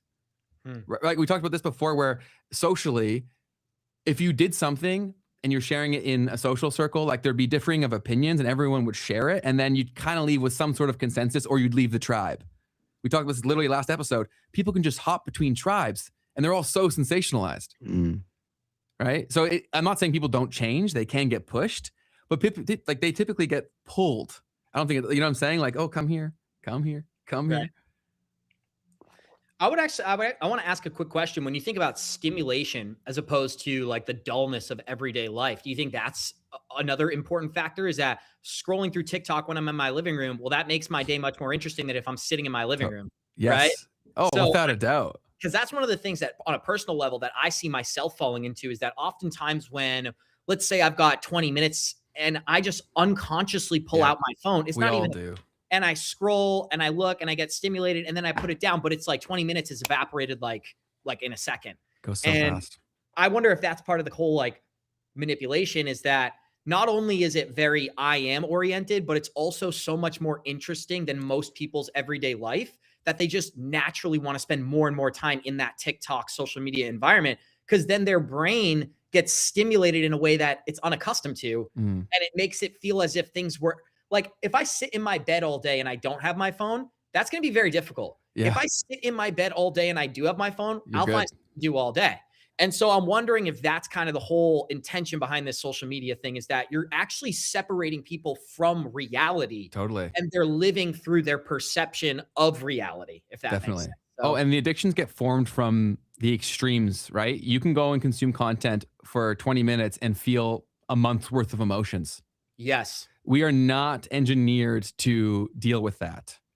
Our natural programming cannot deal with that. And that's why so many people that you're looking at, they are simply the content they consumed, right? And so I say this one quote all the time, but until we forgive the flaws in others that a broken system created, we can't fix the system, right? So I think empathy has to be created, but first education is what needs to precede empathy for people to even understand that empathy is something that is possible and needed, because we're all living such individual experiences on these apps, and it's the up and the down. Like, why do people get stuck in toxic relationships? It's because they get addicted to that up and down, up and down, up and down. We all have that relationship with these apps. Definitely. I'd also say too, like, we're not built to see so many opinions. God, no. Especially as social media, because you guys have obviously big social media as well, is that oftentimes what I like to do is I post and ghost, because even the positive comments, even the negative comments, you got to take them with a grain of salt. But what I do prioritize is the consistent people. Like, there's people out there who I can name, the KG, Love Stocks, all the Verhoofty, all these different people who show up to the show every day. I'm not necessarily overly focused on what individual statement is said, but I'm more focused on like, okay, these people are consistently a part of the community. They're a pillar of what I represent. And so that's really meaningful to me. So there's like a big difference between like even just knowing the account, not even knowing the individual, but just, okay, this account is this name and this is kind of the general theme, as opposed to like, let's say you post a video and every day you read through all your comments, you're going to be overstimulated and you'll probably feel like anxiety or self-doubt, or even if it's positive, because positive comments, congratulations, everybody loves to be told they're great, but they're just as negligible as a negative comment for the most part. So that's a Gary Vee principle, I'm pretty sure. So like, you got to take everything with a grain of salt, even the positive comments. I think we're overstimulated with everybody's opinion. Maybe the answer is to just kind of be more narrow-minded or narrow visioned, if that makes sense. We were having a conversation about this legitimately last night, Keith and I think you're dead on. And again, I've been posting content for longer than a lot of people, so I've had more time to see how this impacted me and how it changed and how I used to react to things versus how I now react to things. But you also, like, another thing to consider is that for people who don't create content, because if you're a content creator, you're doing this for some sort of outcome. It's typically status related, either in the forms of attention or currency that comes from the attention, whatever. There's a lot of people who just will never create content, right? Like, that's not something they want to do. Yep. So it's also created a subculture of attention from the comments, right? So like a good comment or a bad comment, you can't read into it too much, because a lot of the comment you're seeing is the person's behavior from like videos before even, right? So like, let's say, for example, the people who really love getting a lot of upvotes on their comments, let's say they did that on one video and they got a ton of upvotes. They're going to keep trying to chase that high every video that they come to. So not really taking in the video itself, they're taking in, how can I get more upvotes on my comment? Do you know what I'm saying? Like, that's something that I think about all the time. And I think that your approach is probably the right thing to do, because even if you're getting great comments, those things will change really quickly, because there's also, once you reach a saturation point of exposure, as soon as talking negatively about you brings someone else attention, you make it inevitable that hate will ensue. Right? That's like, if you guys want to like learn about why we're here, go look at like the left-wing channels and the right-wing channels, and you'll see they're the same thing in a different font. Yeah. It's the exact same shit. They're running the exact same playbook, saying about how the other group is so dumb. It's like, well, you're doing the exact same thing. Keith, I would love to hear your thoughts on the whole comments thing. I'm actually just looking at some of the chats. One of them, I'm going to skip the first part of your comment, and I'm going to do that on purpose. So listen to what I'm saying here. Skipping the first part, the reality is driven people who have things they're working on or heading towards simply aren't dumb scrolling their lives away. So I think this was more back a little bit in the conversation when we were just talking about kind of being in general, people kind of being sucked in and being sucked into their own world. And I guess I just wanted to point this comment out in particular because check your stats on your phone, right? And let's see how much of that time we actually all kind of do spend Totally. getting influenced at the very minimum, right, by these things that are on our phone or on our social media sites. Because even as someone who's trying to be productive, Abs, you pointed out, post and get off, Yep. right? Like that's the best way to try to Yeah. go about it. Because otherwise, even if you're trying to be productive, you might still get caught up. We may say that this is like a physical problem or a time problem. This is really a chemical problem, right? Because what are you chasing when you're doing this experience? It's the chemical reaction of the feelings that are in your body, right? And so, yeah, mental gymnastics can also become a very big thing where people just change their relationship with something or how they talk about it, and they think they're doing something completely different. So I like that perspective. No one's immune to this crap either. I think that's very important. There's a lot of like us versus them mentality on the internet, and a lot of people who like, oh, like I'm awake and everyone else is asleep, or I'm different and everyone else is a sheep. Like that's, come on, like we're all sheep. You know what I'm saying? Like we're human beings. And I think if you don't remember that, things don't get better. Totally. Another thing too is like, and this was an eye-opening experience for me during 2019, was that I realized that I had given people, and this doesn't necessarily apply to everybody, but I give people more credit than I thought when it came to the ability to independently think. And so a lot of the things that I've come to realize as I grow up is that there's just a massive hive mind that's driving reality. And there's a few independent thinkers. And there's a really interesting piece of data. Maybe you guys could validate this because I'm going into kind of like long form memory here. But I remember reading an article back in college. I was reading some book and it talked about how there's like a bell curve for independent thinkers. And so it's like 80% of people can't think for themselves. 20 or 10% can, but they don't have the confidence. So they fall into the 80%. Then you got this 10% of people, 5% of them have the ability to think for themselves, but only 2.5% of those people. So there's really only 2.5% out of every 100 that have the ability to think for themselves and communicate that to the group. And so it really narrows down who's really making decisions in society, because you have a couple of influential voices, and it's not people like ourselves. I'm talking about politicians or whatever the narrative may be, large social media influencers like a Joe Rogan or something, who put out kind of like the hive mind thought. And then people think they're independently thinking, but the reality is the data says it's not an independent thought. You just got that from an independent thinker who had the ability to communicate that with you, who's a hive-minded individual. And that kind of data really shaped my perception of what happened back during 2019, because I think a lot of people out there just bought into this hive mind that this is happening and it's fearful and there's only one solution and the government's providing it and you're an idiot if you think anything otherwise. That's a primary example of like a growing up process that I went through, where I'm like, okay, let me connect with people who at least want to be independent. Maybe, and this is something that I said back during the crisis, was like, not to get into like medical stuff or whatever. Back during the thing, I was like, I'm not going to do it. And I'm just going to leave it at that. I was like, I'm not going to do it. I'll die on that hill. And the logic behind that was that even if I'm wrong, I made that decision. And so that's what I implemented. I had close family who, you know, didn't speak to me during that time or said I'm making a horrible decision and all these things. And in due time, we mended those relationships and they're stronger than ever. But I think that's a classic example of like, let me just use a fake one. Let's say like your mother may have a different opinion than you, but she wants the best for you, but she may think that you're going to harm yourself with that independent decision. So it creates a divide. And that's where I think independent thinkers really find themselves as outliers, because oftentimes we're isolated going against the pack because we've chosen to make this definitive decision. That might not be the best way to kind of communicate that. I tried my best there, but the point is there's a really small group of people who are creating what the masses consider independent thought. I think that's definitely a great perspective and worth thinking about. I understand why a lot of people are afraid to start doing that, because they've never really been taught how.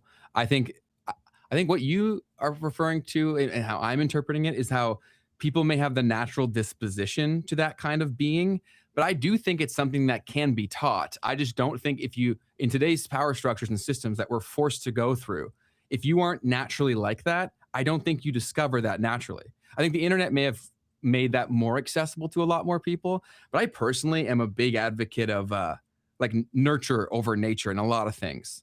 Like I think that we're told nature is a lot of our predetermined destiny because it's a convenient narrative to make you fall in line.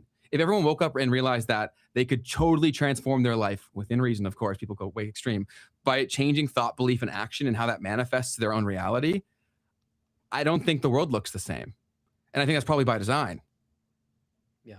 Like it's a very risky thing to go against the grain, because as someone who's done it consistently throughout my life, like, and I'm still a sheep like everyone else. Like, I'm not saying anything like that. I was always the kid who would like do the thing that most people were like, how are you not afraid of doing that? And it was just something that I was born with.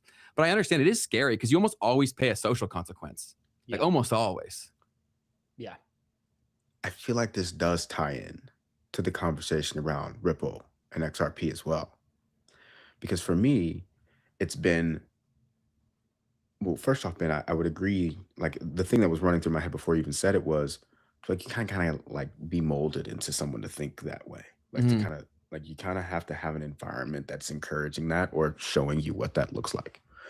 And so when it comes to the Ripple and XRP conversation, the thing that's starting to push me in a different, I'm like getting pushed in a different direction, because I'm like, well, now you've got all the people, right, saying that this is like the thing, right? It's going to be amazing. But it used to be, apps 2019, pre-2019, like very few people knew what was going on and very few people were paying attention. And then now 2021 is probably, it becomes like a huge thing on TikTok. And I'm like, oh, snap. Like if the TikTok people are here, then like something must be wrong. Like I might be on the wrong side of history.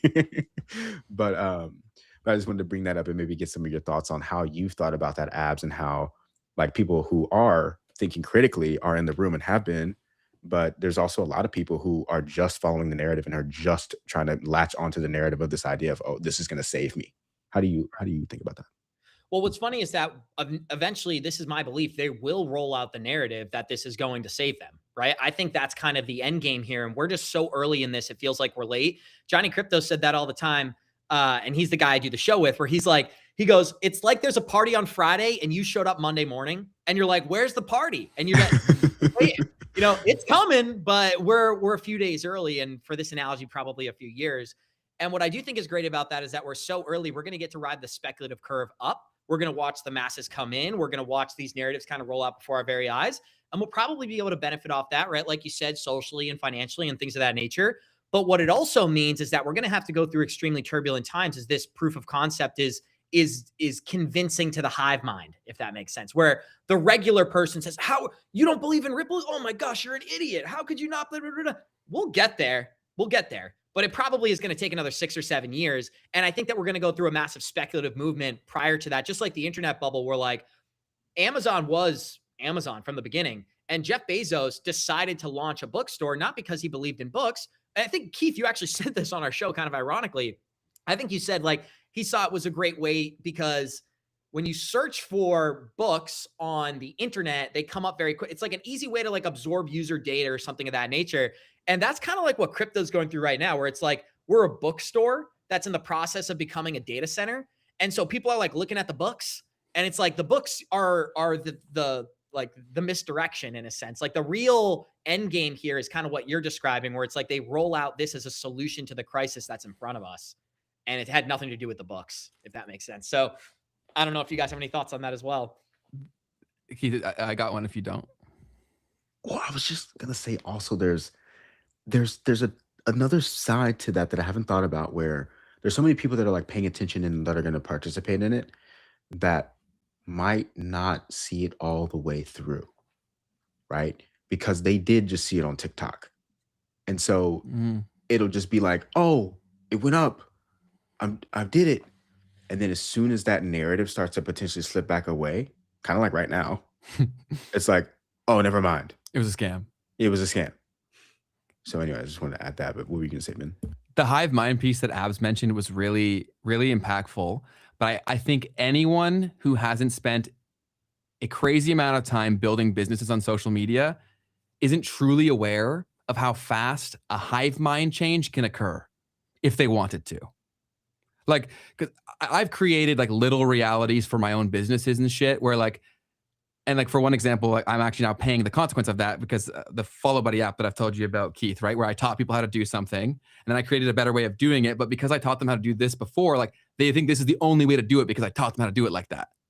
right? So it takes enough people seeing something enough times, but with the tools of social media and the amount of creators and now AI creators, it can happen like that. Like the hive mind can be shifted incredibly quickly. So I do think that it'll happen. I think it'll happen a lot faster than people realize too. I think that the Mr. Beast thing plays a role in this. We talked about this before, but the BitMine partnership with Beast Industries, I've got to think that they're going to just give people free money through some sort of retail experience. And of someone who's broke, who thinks crypto is a scam, if it just gives them a few $100 to pay groceries, like everyone's going to download the app and do it. As long as they've nailed the consumer experience, we will forget that we even had this conversation because the world will just be different, right? Like it'll feel the same in terms of the technology experience, but they won't even realize they're using crypto. Yeah. That's like credit cards, right? Kind of what I was saying earlier. Like they're just going to swipe credit card transactions. They're going to migrate those onto blockchain. User experience isn't going to change. It's going to be the same experience. They're just going to be leveraging blockchain products. It's kind of like the same idea. And last thing I would say is that you brought up something interesting, which is like, they can fake the hive mind to create the hive mind. Yes. So now we can have a bunch of like Pakistani bots were a big thing during the election cycle. It's like, well, if we get millions of bots out there promoting the same narrative, well, my confirmation bias unknowingly is going to be set up. I'm going to look at my phone and go, oh my gosh, everybody thinks X, Y, and Z. And then the hive mind migrates in that direction. It'll happen like this, man. And if they have a good on-ramp experience where enough people try it, and if you think about the numbers, we talked about this, Keith, when we talked about the BitMine partnership with Beast Industries, is that you don't need to get that many people to shift, right? Because like you said, Abs, you can create the perception, but then if reality is also created by enough people taking action, where then it then trickles down to, this actually changed my life or someone I know in a tangible way, then the action follows suit. It's not even just the belief anymore. And then it's like, boom, it's there. I think that can happen super, super, super fast. And I think that like everyone who's crying right now about the crypto industry, I'm there with you. I'm down an absurd amount of money because of it. So like, I definitely feel your pain, but I still believe that it's going to happen. I think it'll be quick when it does because of all the tools that we've been referring to here. But Keith, I'd love to hear your perspective, and also would love to open up to the chat so people can ask Abs some questions or us some questions too. What up, chat? Talk to us.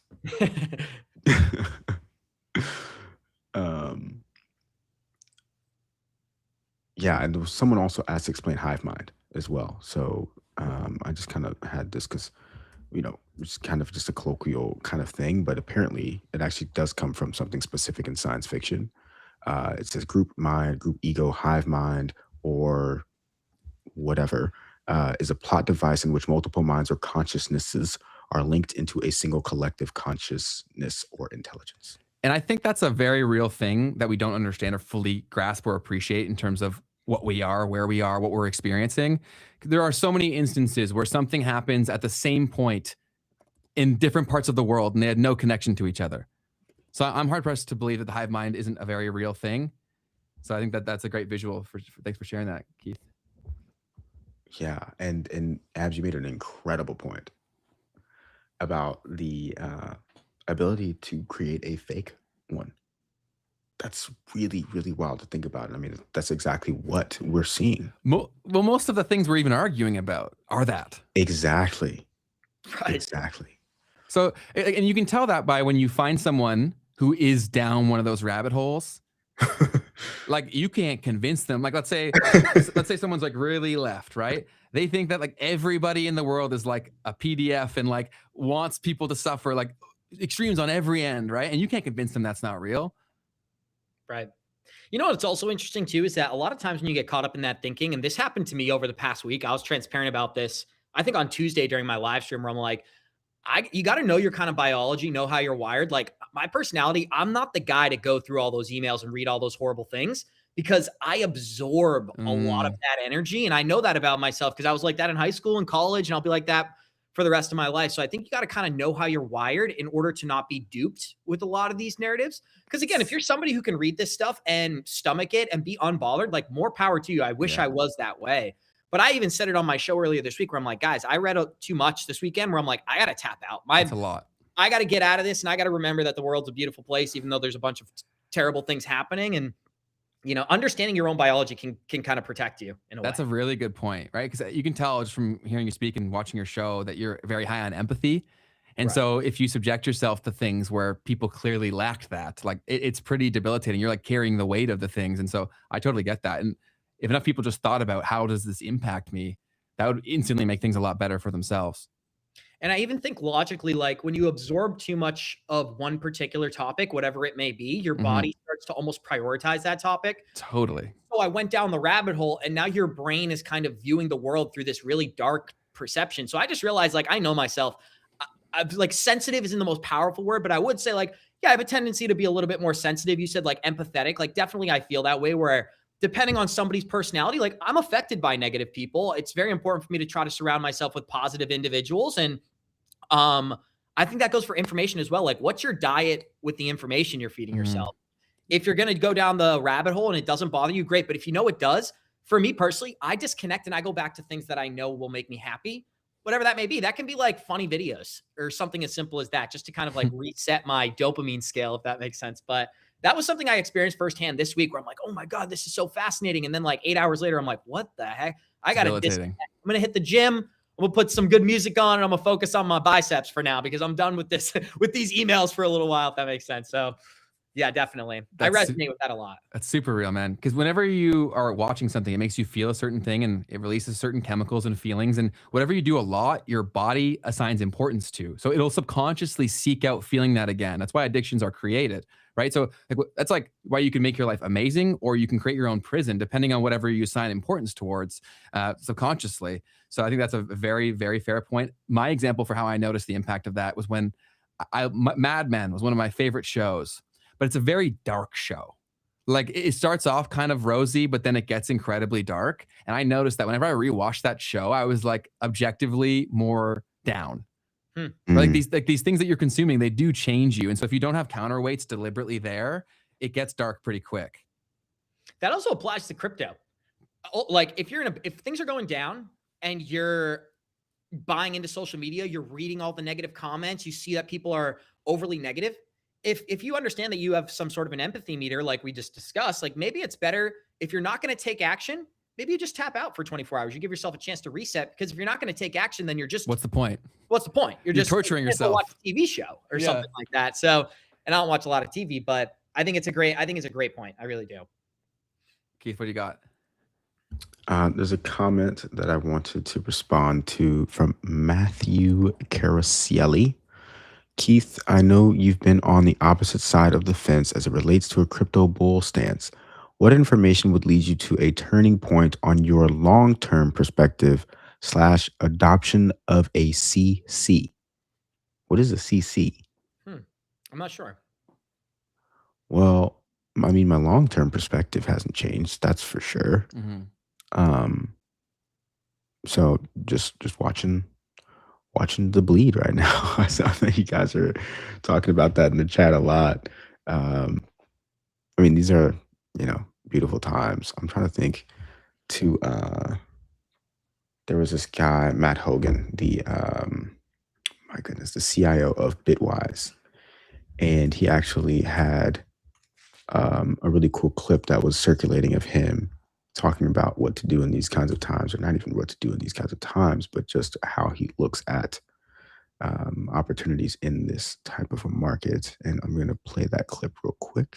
Just a second. Looks like you might. Did you see that clip, Abs? I think so. Yeah. One thing I always tell people when the price goes up, I was like, write down the price at which you'll buy. If it's at 120K, write down that you'll buy it when it gets to 100K. And put it on your computer with a little post-it note. And the reason for that is when the market pulls back, you never feel excited to buy. You only feel excited when the market is ripping. But of course, the best time has been historically when those pullbacks occur. So you need some sort of discipline that makes you do that. Could be dollar cost averaging, could be a monthly contribution, could be writing down a sticker price. But you do need some way to take the emotion out of it and just approach it, rationally and ruthlessly. If you want to succeed in this market. I always talk about writing it down. Write down your price targets, write down when you're selling, and write down your price targets when you want to buy. It gives you an ability to hold yourself accountable, and it also literally just scientifically wires your brain to make better decisions So CC equals the Canton network. Interesting. And yes, someone pointed out that I do talk about it in my videos. I do. And then Storm IBIGD said Keith D equals Riley Freeman from the Boondocks. For real. Who's that? Have you guys watched the Boondocks? I have, yeah. Okay. Definitely. Yeah, I don't know if you. I don't remember the character, so I can't say if that's accurate or not. But That's funny. I wonder, like, why did you say that? What did I do? But the point there, Keith, that's like super important to have that written down, is that we live in the world of hyperbole, because a lot of people make their living from getting attention, or their dopamine fixes from getting attention. And so people always sensationalize everything. And crypto is volatile in nature. And so the reactions are always so overblown every way. Like people, there's no such thing as like a level-minded like crypto influencer on Twitter. Like this doesn't really exist. It's always like, this guy is falling, or like, we're going to be so rich. There's like nothing in between, because I think there might actually be a resurgence for people who are just normal, that may start getting attention because people are so fatigued by this stuff. But currently, if you go on there, it's one extreme or the other. Yeah. I also feel as if there's like a great like kind of dichotomy where it's like, okay, people ask for opportunities, then opportunities arise and they talk themselves out of them. Yeah. And so that's where writing things down really does make a difference. Like I was big on, now I'm more into just like prayer and things of that nature. But back during like my college days, I was really big into like affirmations and writing things down. And so I apply that as well, where I think that if you're able to kind of plan your future and put it down on a piece of paper, it goes to a whole nother level, as opposed to just saying things or keeping them within your mind. Getting things down on paper does make a huge difference. And so just tying this back into kind of what's happening in the crypto space, we know for sure this bull run was different, undeniably, because we didn't get an alt season. We had a different 4-year cycle narrative where Bitcoin actually, so typically Bitcoin will rise at a multiple. This time we didn't even 2x the previous all-time high. We also had another narrative where we saw Bitcoin investors begin, most of the buying was being done through the ETFs for the first time ever. So like there was all these different differentiators for this time around. And why does that apply to what we're going through now? Well, if we get historically the same bear market, you'd get a 77% regression in Bitcoin's price chart. And that would typically take 10 to 12 months. Well, what would dupe all retail investors is if we had a 6 or 8 month bear market and Bitcoin didn't go down 70%, instead it went down 60%. And then retail investors would actually be tricked from that outcome. So my whole point in the kind of the speech, because we're going through this bear market pullback here, is that it wouldn't surprise me at all if things were different in 2026. And I'm just talking about these next 6 to 8 months, because if it's the same, congratulations, we're 50% down on a 77% correction. We got about 25% more to go. Markets should bottom out sometime between September to November if we follow the 4-year cycle narrative, or there's something different happening this time, which is structural change in how liquidity is entering the market, and it's going to change the market cycle dynamics overall. I don't know why my mind went there, but I wanted to make sure I said that, where typically it's a 77% regression in Bitcoin. I don't think we get there. I think that would be about $35,000. Like my intuition, I just think that's far too low. Like if that happens, Michael Saylor's strategy is going to be in trouble. They could go under, and that could have another cascading effect. So I feel as if we get to those levels, we can actually dip even lower, but I don't think we'll get there. So we're not going to get that cascading effect. What do you guys think of, if you have any thoughts on it? Do you have any thoughts on that one? Keith, you want to start? I saw this tweet from the blockchain backer today, and he kind of just like showed the charts relative to previous cycles and whatnot, for XRP in particular, because he's kind of an XRP influencer. And he kind of pointed out to the fact that XRP might be in the capitulation phase, where it's closer to the end of the bear market than the beginning. Right. And I definitely think there's something worth thinking about there. Yeah, I think last night I was talking to some people about the fact that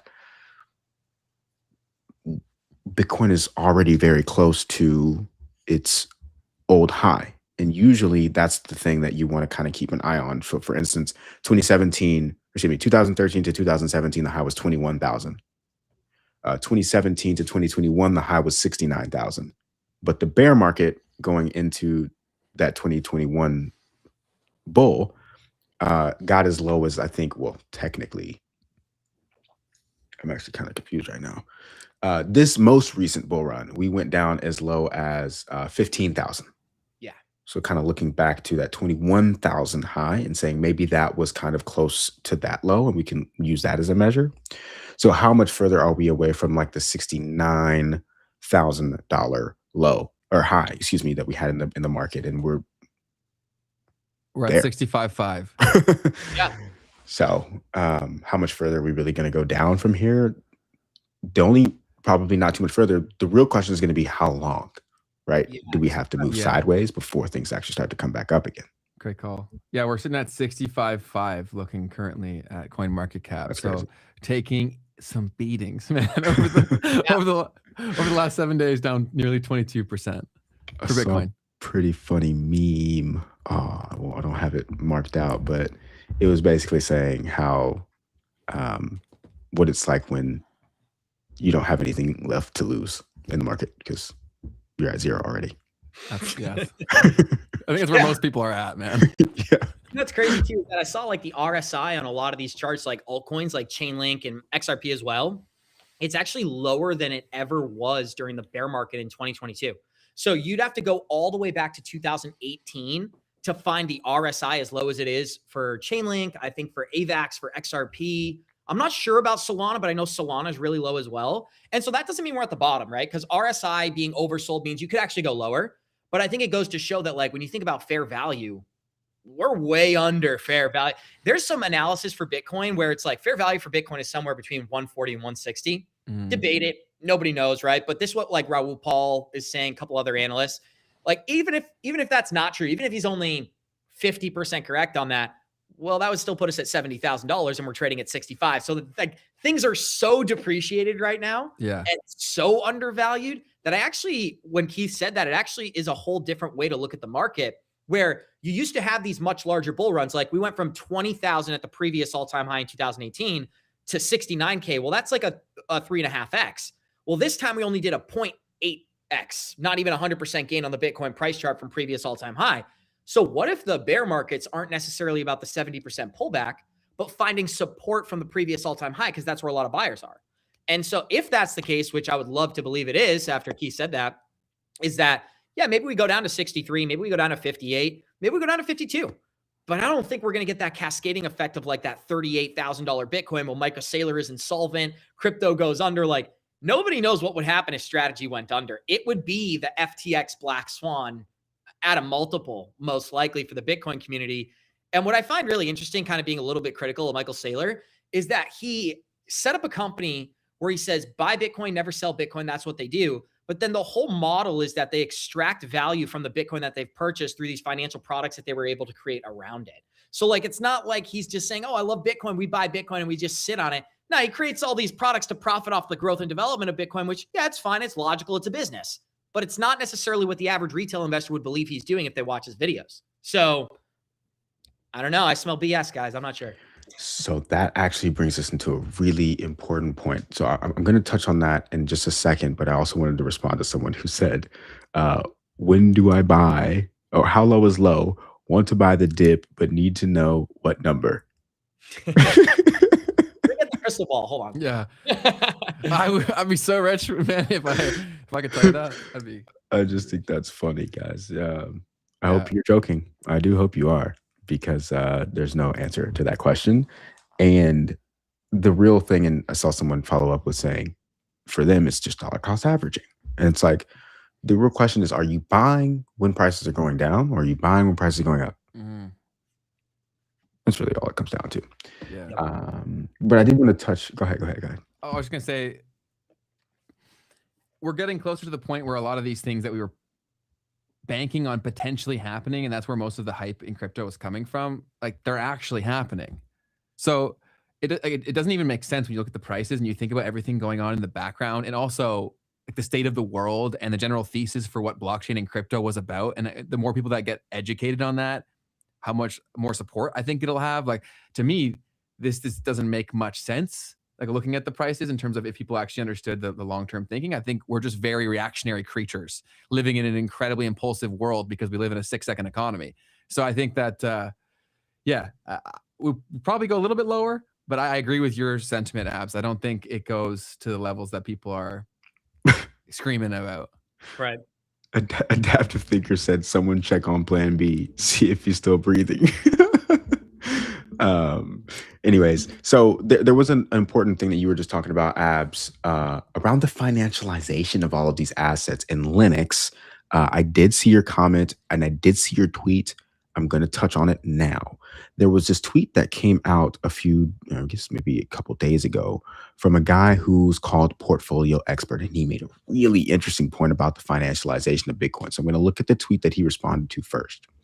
The Bitcoin therapist said Bitcoin actually tagged 73K today, which is borderline insane. What's remarkable is no one actually knows what's happening and why price is going down. It's all predicted. It's all predicated on some glitch narrative from 3 months ago and the 4-year cycle, which means absolutely nothing. Now, Portfolio Expert Bob Kendall makes a really interesting point here. I'm going to try to not read it all, but at the same time, it's really good. So he said, here's the issue. When you get influencers like this guy, okay, I'm going to skip the negativity. He said, they don't understand mechanics of price discovery.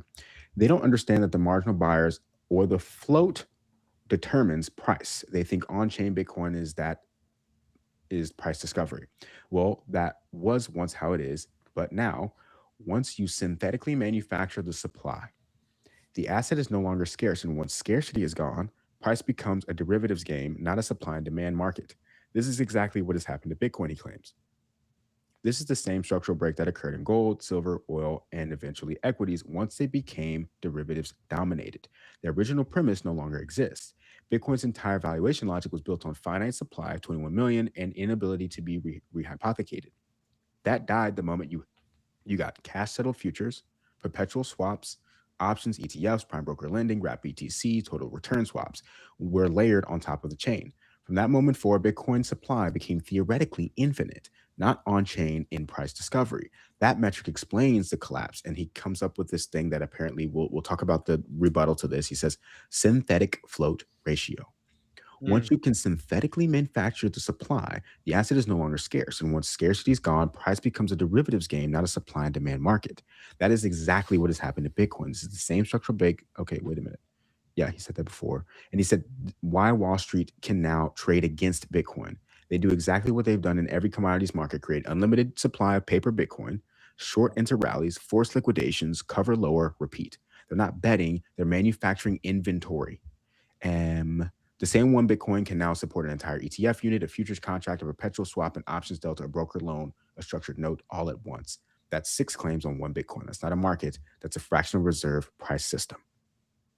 So now I do want to get into the rebuttal to this because I had to read that before I did feel confident trying to respond or give my take. Hopefully that didn't go away. Uh-oh. There was a really good point about the fact that basically, so there's physical supply. This isn't the guy, but there's the physical Bitcoin itself. Like it is in a way a physical thing, right? It's not physical, but it does actually exist as a thing. Okay, here it is. He said Bitcoin scarcity died once derivatives existed. He says false. Scarcity is enforced at the settlement, not exposure. Only spot Bitcoin can settle withdrawals. When paper claims exceed real BTC, stress shows up as funding spikes, basis blowouts, ETF premiums and discounts, and exchange outflows. Scarcity shows up during stress, not during calm.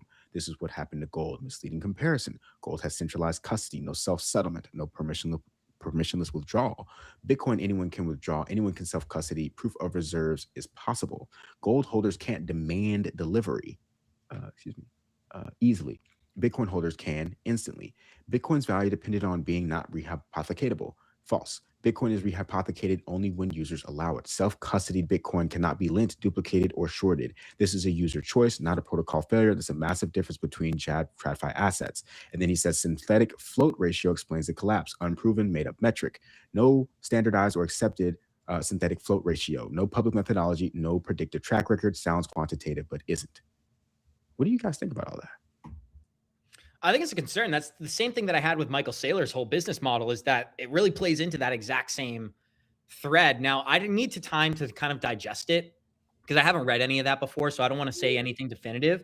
But it's undeniable that what is being portrayed as a Bitcoin business is not a Bitcoin business. It's like a financial products business centered around Bitcoin increasing in value. So it is very different. I don't know if Ben, you have any thoughts on that one, but I'm a little bit, I have to digest that. I have to think, I'd have to read that twice and like really think about it, because you make some good points on both sides. Yeah, that's what, I would about to say basically that if I said anything too concrete right now, I'd probably look back an hour later and say I'm an idiot. So I'll plead the fifth. Yeah, I mean, I guess I got a little bit of time to think on it. And like you guys said, though, there's definitely really good points on both sides of this.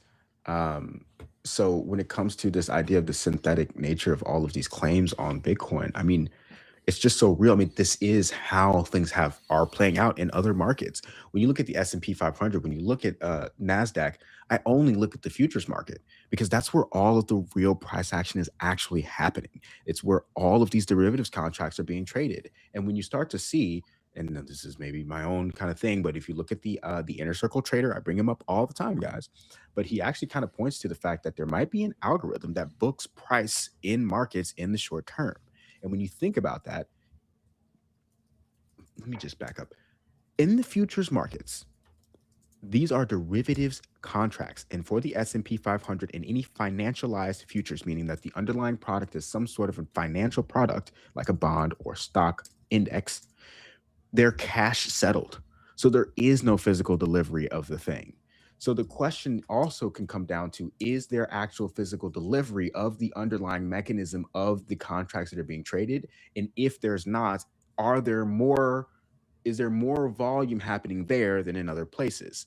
The derivatives market is by far the largest of all markets. And so because of that, if there's situations where there's non-physical settlement of the derivative that we're actually talking about, which technically ETFs and any derivatives on an ETF inherently are not physically settled things. You might have to deliver the ETF share, but that's not the Bitcoin, right? So in that reality, there are markets that are completely built off of something that is not Bitcoin, and it's controlling the price because it's where all of the trades are actually taking place. And so the arbitrage opportunities come from, I'm going to sell the spot market, I'm going to sell the physical Bitcoin, and then go buy the futures contract on it. So anyways, hopefully that made some sense, but that's kind of how I'm looking at that off of the rip. It should be a concern too, because again, it goes to show that everything's more nuanced than it's kind of being portrayed. Like even the demand for the asset class in and of itself. One of the things that I learned about ETFs was that when people launch an ETF, that demand doesn't automatically hit the exchanges right away. Like OTC providers slowly purchase the asset in order to not impact the price. And they do that through side orders, not on public exchanges. And so it really creates this dichotomy where you can have massive demand. You can even have huge amounts of people buying the asset. And for some reason, if it doesn't hit public exchanges, then you're not going to see that really even in the XRP price chart or in the Bitcoin price chart, whatever asset you'd like to discuss. But I do have to run, guys. I do want to give a huge thank you for having me on. I really enjoyed this. I'd love to have you back. Next time we have Keith back, Ben, I'd love to have you join as well if you're open to it. And I just want to give a big thank you. You guys got a great show. It was really fun doing this today. We did 2 hours, just like a Joe Rogan podcast in and of itself. So if you guys will have me back, I really am appreciative. Anybody who's out there from my channel, do these guys a favor, smash the like button, hit the follow button, check out some of their content. I know I watch Keith all the time. Ben, I don't know if you have your own personal channel as well. I'd love to follow it and check it out. But I got to say, Keith, you do awesome work.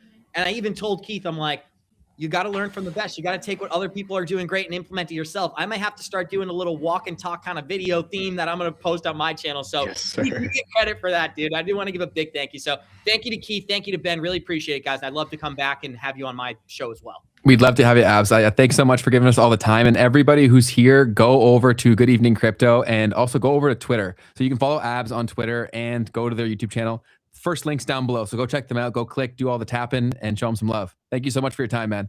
Thanks a ton, man. Really appreciate it. I had a ton of fun, guys. You guys are great at what you do. And it's really cool because we talked a lot outside of crypto as well. I didn't even realize that we're so similar in that, mindset. So that was really cool for me just as an individual. So shout out to you guys. You're doing awesome stuff. And I'd love to have you on my channel. I want to make that very clear. So just text me, reach out, and we'll do that again for sure. So thank you, Keith. Thank you, Ben. Appreciate you, Abs. Have a great day, man. Have you back. Have an awesome day. Cheers, man. Thank you. Have a good one. check him out on YouTube. That's Good Evening Crypto right there. And then also over here on X, you can find Abs from Good Evening Crypto. Huge shout out to him for taking the time to join us today. Yeah, what a legend. That's awesome. Yeah, definitely go show him some love. I think it's very important that you spend your time online in positive places. And I think they definitely cultivate a productive space that you leave better than when you showed up. And I think that's really what should be your litmus test for, is this where I should spend time or not? Most definitely, man. That was such a great conversation. It was very naturally like exactly what we talk about. Yeah, no, you can tell he's cool. Like before he even came on, I was like, this is going to be fun. I could just tell. But chat, thank y'all so much for showing up. You guys are all legends, and we appreciate all that you guys contribute. And we'll take a few questions before we wrap up. If y'all have anything that you want to talk on, anything that Ab shared that you want to continue on, and go ahead. Plenty news.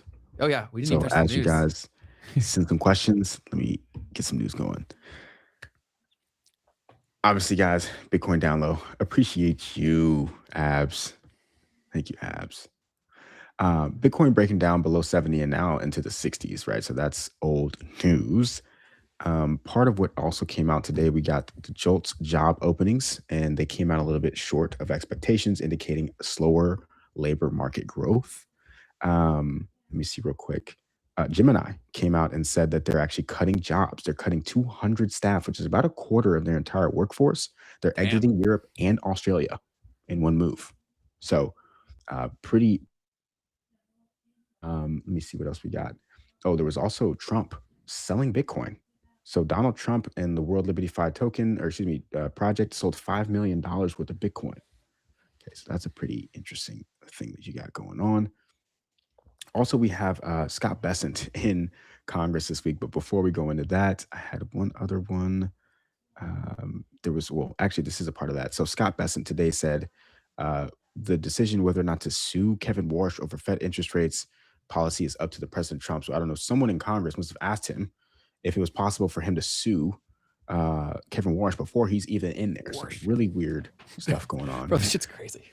Like, I don't know what's that about. But in general, we've had some pretty funny moments coming out of Scott Bessent being in Congress this week for the congressional testimony. So let's listen in on some of these things. This one isn't funny. Let me find the funny one because it's kind of funny.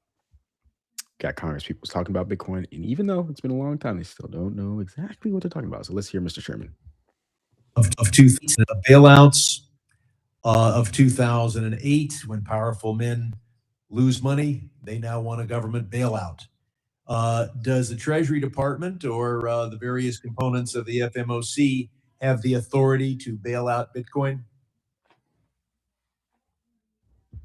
Huh? Could you please elaborate? Exactly, they bail out Bitcoin. Okay, could you instruct the banks of this country to buy more Bitcoin, or change banking regulations so that they are encouraged to do so in terms of the reserves that they're otherwise required to have? Again, that within the context of asset diversification within banks, they could hold many assets. They can't. Really, that was all I really wanted to show. Yeah, Mr. Sherman doesn't understand. Because the thing that was funny is like sometimes it's a little bit of a smart thing, like, you know, like, oh, I don't know what you're saying, but like, actually, I needed you to clarify, what did you mean by that? Like, what do you mean by bail out Bitcoin? I don't even know what you're saying. I think that shows a clear lack of understanding on a concept level, like what it is. For sure. Let me see. And this one's not technically funny. It's actually kind of got some truth to it. And guys, you know, we don't like to get into politics, but at the same time, you know, you got people shouting at people in Congress. We got to pull it up. It's talking about Bitcoin, so let's do it. To pause and heighten the scrutiny of any bank charter or licensing application at the OCC connected to the World Liberty Financial until all of these conflicts of interest and foreign influence reviews are completed and shared with the United States Congress. All I need to know is, will you halt it and do a complete investigation and scrutiny of this licensing application? Oh, yeah, that's yes or no. No, Congressman. Oh, you have to answer The yes or no. OCC is an independent entity, and I would know, Congressman. I take that as a no. You traveled to Venezuela. I take that as a no. On behalf I of take your that as a donors, no. on behalf of your You do donors. not want to answer that question. I take that as a no. For $7 billion. I'm asking you to do your responsibility as Secretary of the Treasury. You do not. Time has expired. You cannot erase what you did in He's the one that went past your time, Mr. Chairman. No, and He did not answer my question, and he wouldn't pass the time. He had 6 seconds left to try to answer your question, and It was a yes or no. It was a yes or no answer. I asked him, Willie. No, was Gentlemen, yes the or no. chair The recognizes OCC the is gentleman. independent. Stop Mr. covering Bassett. for the president. Yeah, well, Stop being his flunky. and Gentlemen, He's talking to me. I'm responding Your back to him. 2006 trip to Venezuela. Stop covering for the president. Don't be a flunky. Work for the American people. Secretary, Mr. Meeks, Mr. Meeks. Work for the American people. Don't be a cover-up for a mob. So a little bit of a heated exchange there. Tensions are high, man. It's crazy right now. There was one other one. It's funny because Maxine Waters is probably trying to, calm that gentleman down, but then she had her own moment with Mr. Scott Bessent as well. So I got to share that as well. 10 and 20 million immigrants. Can you shut the housing stock of working Americans, and can you maintain some level of dignity? Gentleman's time. So they're just going at each Wow. other. It's sad that it's become that, right? In a place that's supposed to be setting the standard for what debate should be technically, right? That we've gotten to that place. How can you expect people within your nation to not follow suit, right? If this is supposed to be the epitome of what would be solid debate towards a constructive outcome. Yeah, dude. It's crazy to see. Even when you go back and see American debates amongst presidents that were on different parties, they had so much more respect and decorum around the whole thing before. It's really crazy to see what it's all become. Yeah. And so like, I gotta be honest, like what he was saying at the end, low key, I was like, that's kind of how it feels, man. Like Scott Bessent, Howard Lutnick, they don't. And I know that the conversation had to be had before they got picked. It was like, dude was like, are you going to ride with me? Like, no matter what? Yeah. And they do that. Like, they don't even in any way, like, kind of give a little bit of sway to what things might be wrong. That's what I'm saying. Like, no. That's the broken system in display. It's messed on up, display. bro. Yeah, it's insane to think about. It's crazy. You have one more thing with Trump? Well, I also just wanted to give Scott Bessent some credit too, though, for the way that he's clapping back at people, man. Like he's got an ability for sure. He did the one with Gavin Newsom at the World Economic Forum. He's right there, just talking smack to these people. He did with our prime minister too here in Canada. You got something for us, don't you? Yeah, just the Canadian politics that I want to show you guys kind of what the equivalent looks like in Canada, because I know that many people in America have never seen this. So this is kind of what our political debates look like in the official office of Canada. Like I'm butchering the specifics, but I'm trying to say it in a way that you guys will understand. This is wild. You don't have to show the whole thing, but like just like a little bit of it, because to me the most crazy thing is like how it's like an audience like full on screaming. Do you know what I'm saying? All right, here we go. Mr. Speaker, Canadians deserve to have a full stomach, a full fridge, and a full bank account all at once. But the Prime Minister has said that he could be judged by the price at the grocery store. Since that time, food inflation has doubled, and grocery prices are rising faster in Canada than any other country in the G7. My theory is that his taxes, his carbon taxes on farm equipment, fertilizer, food processors, his new tax on diesel and gas is the cause. That's my theory. What's his? The Right Honourable Prime Minister. He calls him out here, Carnival. Mr. Speaker, the impact of the industrial carbon tax on food prices is, as estimated by the Canadian Climate Institute, approximately zero. The impact of the fuel charge, which exempts diesel, which exempts gasoline, which exempts fertilizer, which exempts food processors. They start going at it. They jump down a little bit because they start going like support the people of the farmers of Battle River and Crowfoot, supports canola production, it supports biofuels, it supports our future. Okay. If the Prime Minister is telling the truth or whether his Environment Department is telling the truth, the document shows that what is his theory for his terrible record on food inflation? The Right Honourable Prime Minister. Mr. Speaker, I know the leader of the opposition is just visiting his riding. Yes. So I didn't get that. What is he saying? So I'm not a political expert because it's exhausting and I don't care to give it my time and attention. But So that guy who was speaking first was the candidate going against Carney in the election to become prime minister. And I think he lost like the riding, his own riding. And so someone had to step down from their position who did win in his party to give him a seat to continue being the head of the party. So when he's saying he's just visiting, he's saying because it's not actually yours. It's like a roast, right? And I will say Pierre's clapback was pretty good because if you know Carney, he's been all over the place, right? Yeah. Well, he was ready. More time.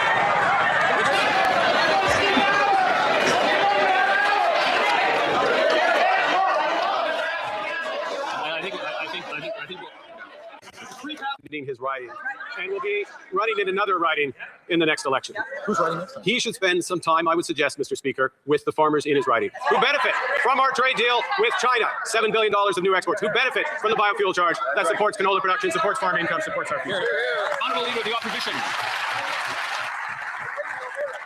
Mr. Speaker, I realize the Prime Minister is just visiting Canada. So re-explain that real quick.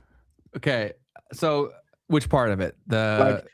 So he's saying you're just now like visiting your party in a way is what Mark Carney said to this guy. Like, so he's roasting him for basically losing his own seat, right? So he's saying like you're just visiting this riding from someone who had stepped down to give him a seat so that he could remain in his position as the head of the party, right? Because theoretically, to be the head of the party, you have to hold a seat. Is my understanding. Okay. And so because he lost his own riding, someone else had to step down. There's also a lot of controversy in terms of why he lost his riding. The zoning of it was changed, is my understanding. Definitely look into all of this. I don't know anything for sure. And then, so Carney's really smart, dude. Like Carney is an incredibly intelligent person. And yeah, Pierre is like more of like a dude's dude or like a normal person's person kind of deal, right? Whereas Mark Carney's been like trained, man. Like this guy is the elite of the elite. And that's what I find so funny here in Canada, how we're like, we say we hate you guys because you guys are saying that the elites run the world, right? The candidate that is the most like you guys, actually, if you were to really break it down, the Canadian that's the most like the US. Yes. Oh, okay. Yeah. Like in terms of everything that our media pushes about us, because like you guys are the boogeyman now. Trump is the boogeyman. You guys dominate all of our media. It's all the time, right? And the stories is also, it's always like Americans only care about capitalism, profit, like they never think about people, all this stuff, right? And it's like elites run the world. The most elite president or prime minister maybe ever is probably Mark Carney. Yeah, I mean, he's literally like as if Christine Lagarde were the president of a country. Who's that? So Christine Lagarde was the head of the IMF. She's now the head of the European Central Bank, and she's from France. Got it. So it's like they're basically the same person. Like Mark Carney was the Bank of England's governor from Canada. Yeah, I didn't even know that was allowed. Yeah, it's crazy. And I think he was the Bank of the governor of the Bank of Canada as well at one point. Is that true? Yeah. I don't know. Like that. I think he was. He also was very much associated with Trudeau's government. I believe he was consulting with him on economic policy. Please always fact check everything. If you say anything wrong here about the Liberal Party in Canada, you get freaking decimated. Our country is very, very, very politically charged and very leaning to the liberal side. So I'm not claiming to know anything for certain. I'm not a political expert. So he was the 8th governor of the Bank of Canada first, and then became the head of the Bank of England. As well. So he's like, that's a very crazy thing to do, guys. Like to have someone who's a foreign person as the governor of your Bank of England, of your central bank is crazy. And then so I saw this other thing real quick that just reminded me of that little piece that we just saw of them going back and forth with each other. And I thought it was perfect for this moment. So this is the most Canadian argument you'll ever see. So this guy's riding on a motorcycle, and I think this guy's trying to fish.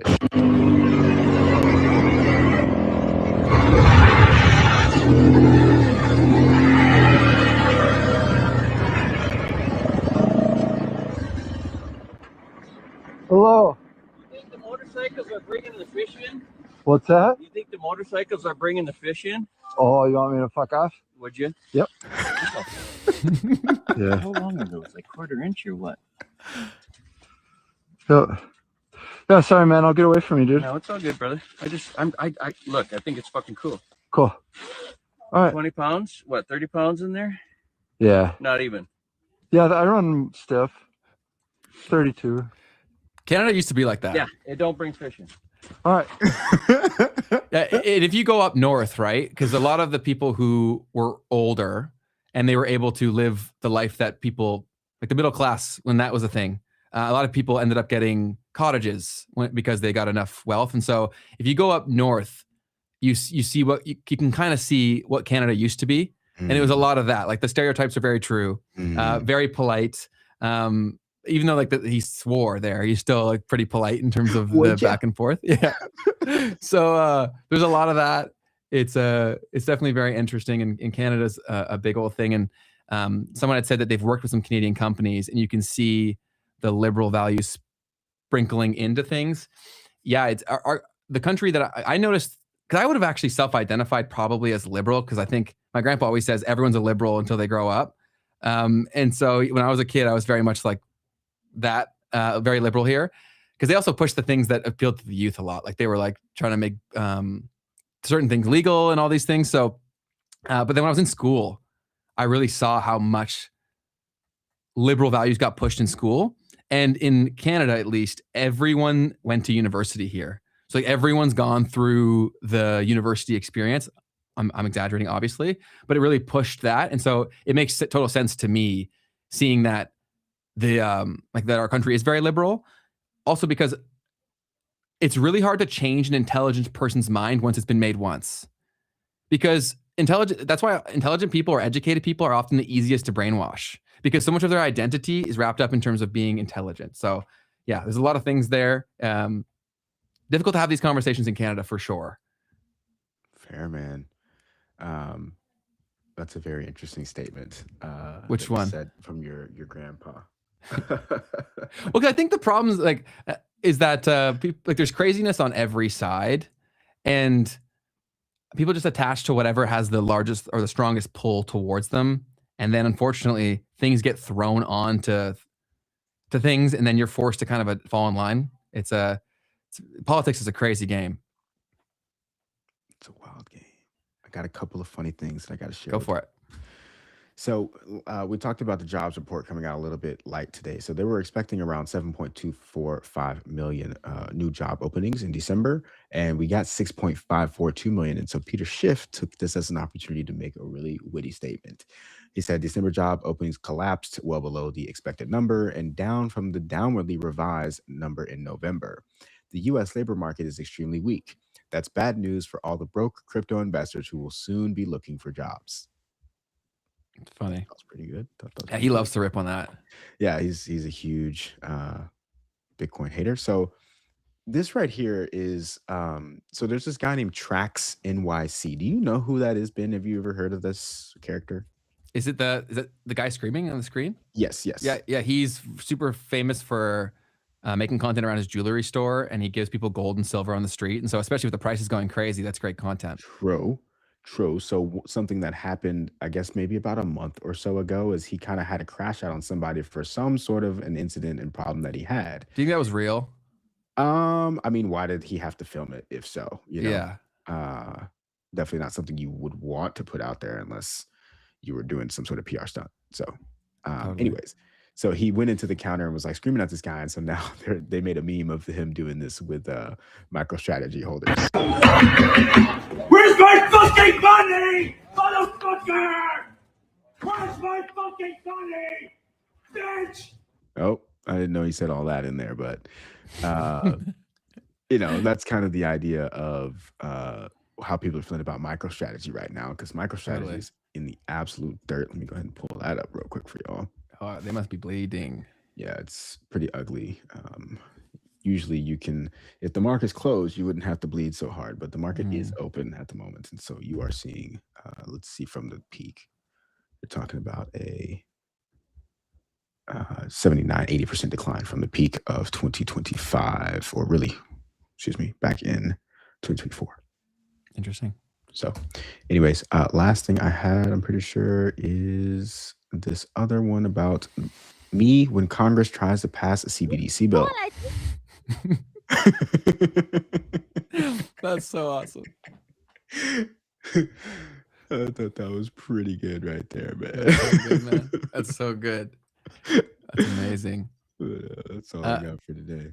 Well, anyone who's still here, for anyone who's been interested in the NFT collection that we will eventually mint, I finally added the link to sign up for that if you want it. So if you do want to receive information when we do decide to finally mint it, there is a link down below, just a form that you got to fill out. All you have to do is put in your email. So I'll email you once we actually have the information for when the mint will take place. And then I asked one question. I was like, is this the first NFT you've ever had before? I'm just very curious. So if you do want to sign up for that to be notified, go ahead and do that. It won't be completely free. It'll be, I don't know how cheap we can make it. Probably like a few bucks, because yeah, I'd imagine, especially with the chains that we'll probably mint it on, their prices are pretty low too. So like in terms of fiat, it actually might not be a bad time to do that for people. Facts. Yep. That's going to be a really cool one. Yeah, it'll be fun. It'll be fun. At the very least, like, I'm not promising anything with that. Don't buy it thinking you're going to make a ton of money at all. It's just something that I've had made for a long time. It's something that I'm passionate about. And I do have a vision for a potential IP business that could be built off of it, but there's no guarantee that we'll do any of it, which is why I'm not going to put it at a super high mint price. Fair enough. And then what else we got, man? What's up in the chat? You guys got any other questions that you wanted to go over? Anything you wanted to talk on before we head out today? Go Seahawks. We got Storm, it sounds like they're a Seahawks fan. Nice. Oh, that's one other thing. What, Super Bowl? Oh, the ads. Yeah. That's worth showing. That's definitely worth showing. Yeah. So lots of stuff going on in the AI ecosystem right now. The thing is that the one that keeps pulling up is probably the most inappropriate one. It's not like super inappropriate. The one that I sent you from the gym was pretty appropriate, right? Yeah. Let me pull that one up real quick. So for people asking about the NFT collection, just go to I think it's the bottom link in our current description, and it's just an NFT waitlist, and then there's a form. If you fill out that form and give me the email that you want to be contacted at when we do go live, or when we're starting to, that's where I'll use the list to contact. Perfect. And so this right here is Claude making an ad that they're going to potentially be running at the Super Bowl. There's 4 of these ads, different kind of angles, same kind of a concept. And this one is the one that's outside working out kind of thing.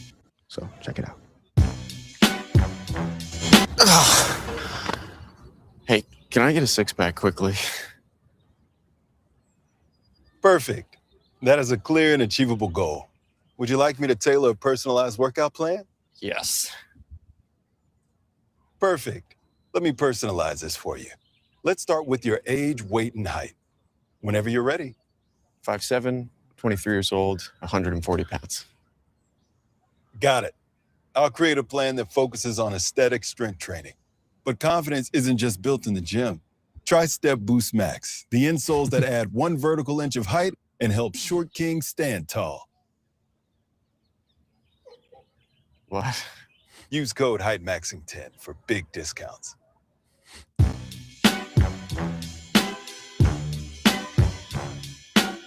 What's the difference between me and you? Me and you? Me and you?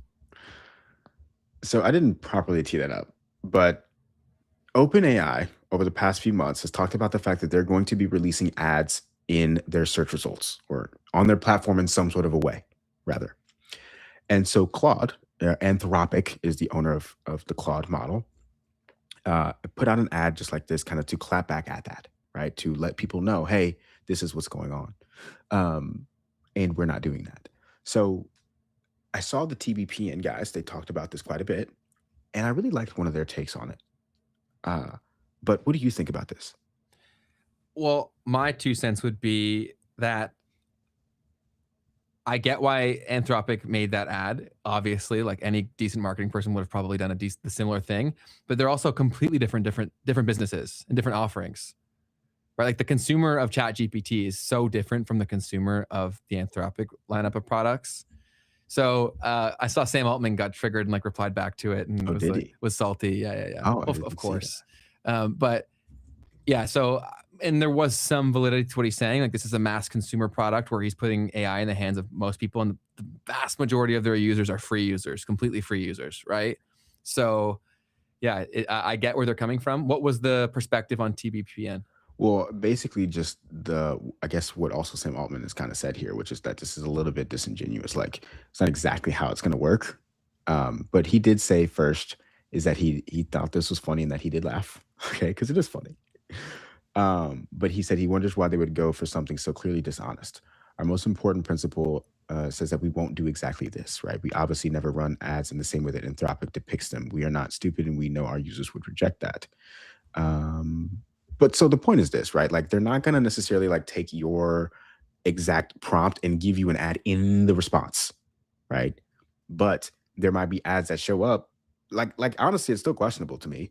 Like, are you still taking the data from the prompt though, and then giving me an ad, but just not in the response?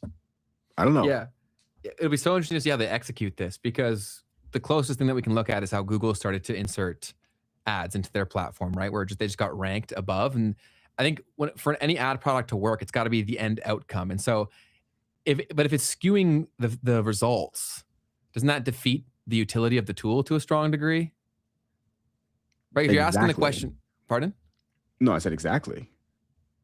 I mean, so the TBPN guys made a really good point though of like, well, first off, they're very pro advertising, right? Their whole business model is built off of advertising. I respect it and love it. So they were like, we love ads. This isn't a bad thing. It's funny that they're doing it this way, but there was two things, right? So, I'm kind of losing my train of thought, but TBPN. Yeah, I forgot what I was going to say about what they said, but it's like, so ads, he made a really good point. He was like, ads, the advertiser doesn't care about the data, right? The advertiser has never cared about the data. The advertiser just wants to sell product. Yeah, they care about the conversion. Yeah. And that's a really good point. Now, obviously the platform, they care about the data because that's how they get to the conversion. Mm-hmm. But he's like, the reason that ads can be fine in some of these types of ways is because if the ad does give you the thing that you want, right, and they just happen to be paying for it to be there, then is that a net loss in that sense?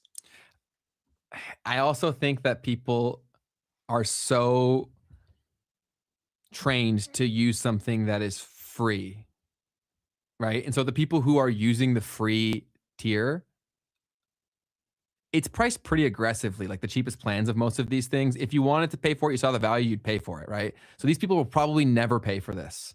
And so it doesn't seem like, unless they do ads, that they have a viable business model. So we'll see how this changes the user behavior of how people see it and how people see how it impacts their best friend, for the people who refer to ChatGPT as their best friend, which is terrifying. I'm totally losing the other point that they made that was really interesting. It'll come back to you. We can bring it up next episode too.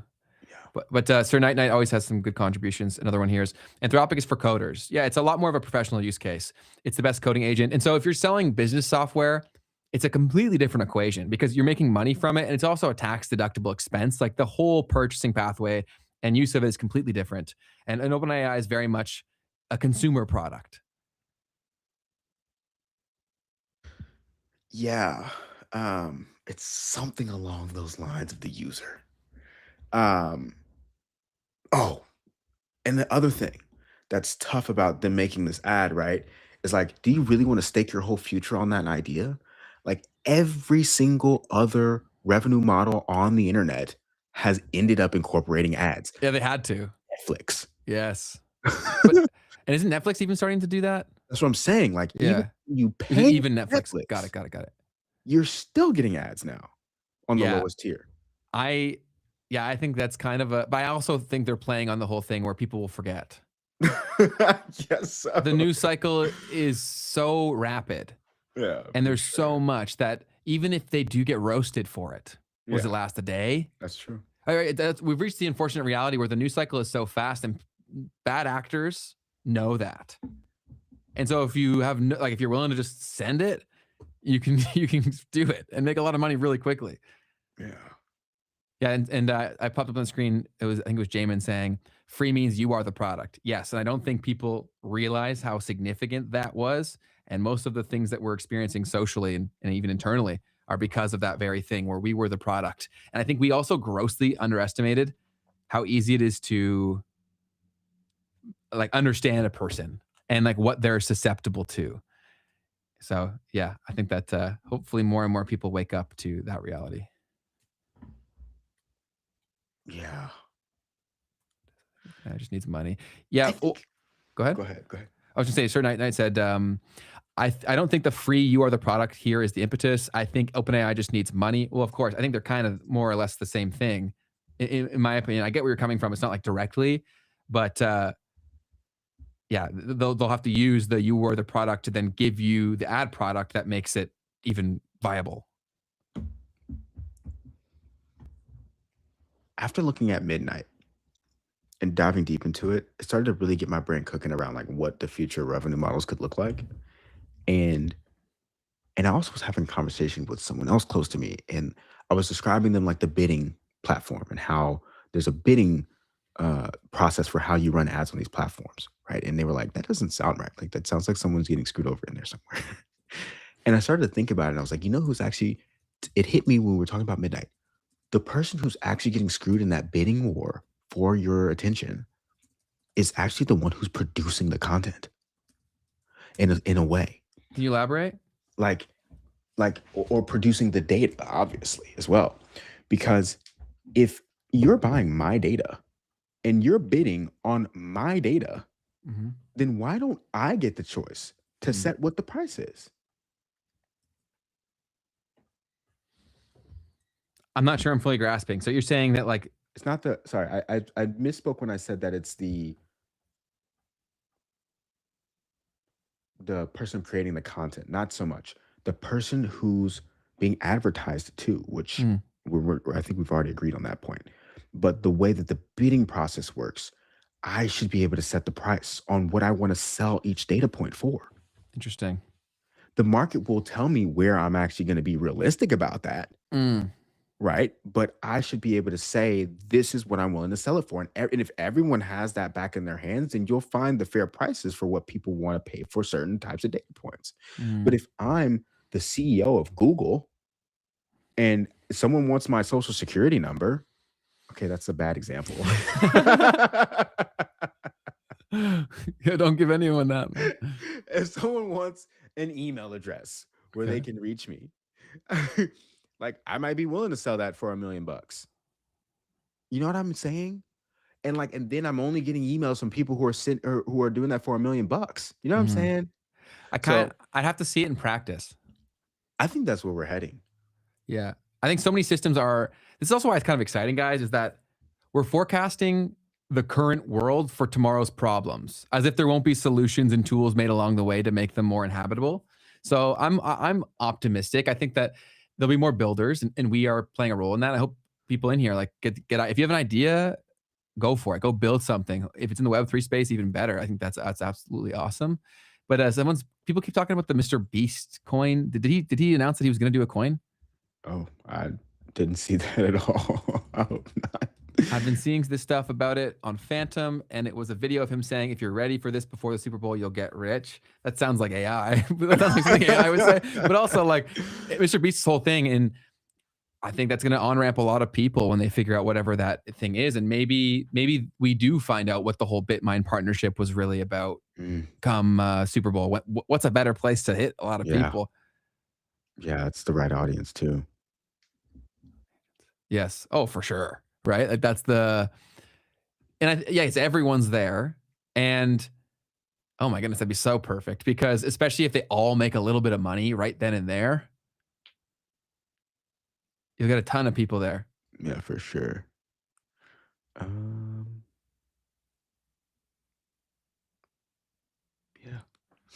Yeah, this is good. But this is really the erosion of a lot of things, where I've been thinking about stop looking for the cheapest thing on Amazon and start looking for an actual human company trying to make it. That's what a lot of these companies did, right? Where they played the long game. through the VC model, they were able to take a loss for a very long time. So the experience that we were thinking was a consumer experience was being subsidized by these VC firms, understanding that if they did this long enough, there would be no competition left. And then they crank up the price and drop down the experience. It's happened everywhere. And that's also why I think that there will be some really awesome products coming your way, because smaller teams can be less like that. Right? So that you can start a foundation from the beginning. And some of the businesses that we're building, we're being conscious of that, trying to actually make it a win-win-win for everybody involved, and not one that we need to screw over one of the parties in a year.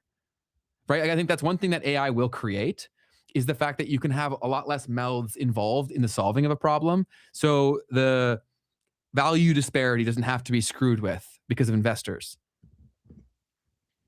Love it, man. 100%. I see what you're saying about that, and you've brought it up to me too. So cool. Well, if y'all have nothing left, then we will wrap it up. This was a long one. And we'll be live on Tuesday. We have a guest, right? I think we might have. I think it's your boy. The February guests, man. Yes. Let me see. Yeah, I think we got a guest planned, and that'll be fun. Like XRP, you'll definitely like this one. You're gonna like this one even. You're gonna love this one rather. Let me just say that. 100%. But the person,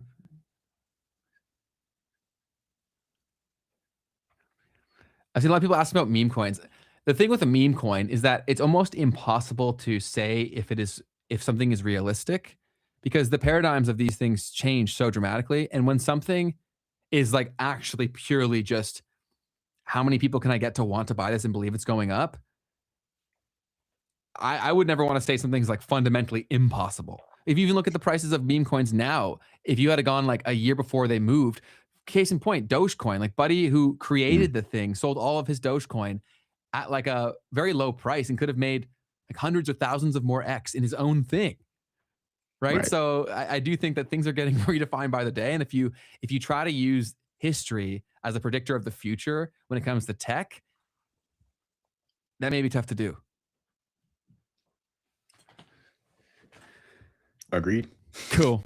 Well, thank you guys all so much for showing up. If you've yet to turn on notifications for the channel, definitely go ahead and do so. We only will ever hit you with a notification when we are going live, because we have made this channel exclusively live stream. So I want to say, from myself personally, we greatly appreciate you hanging out with us and contributing to the conversation.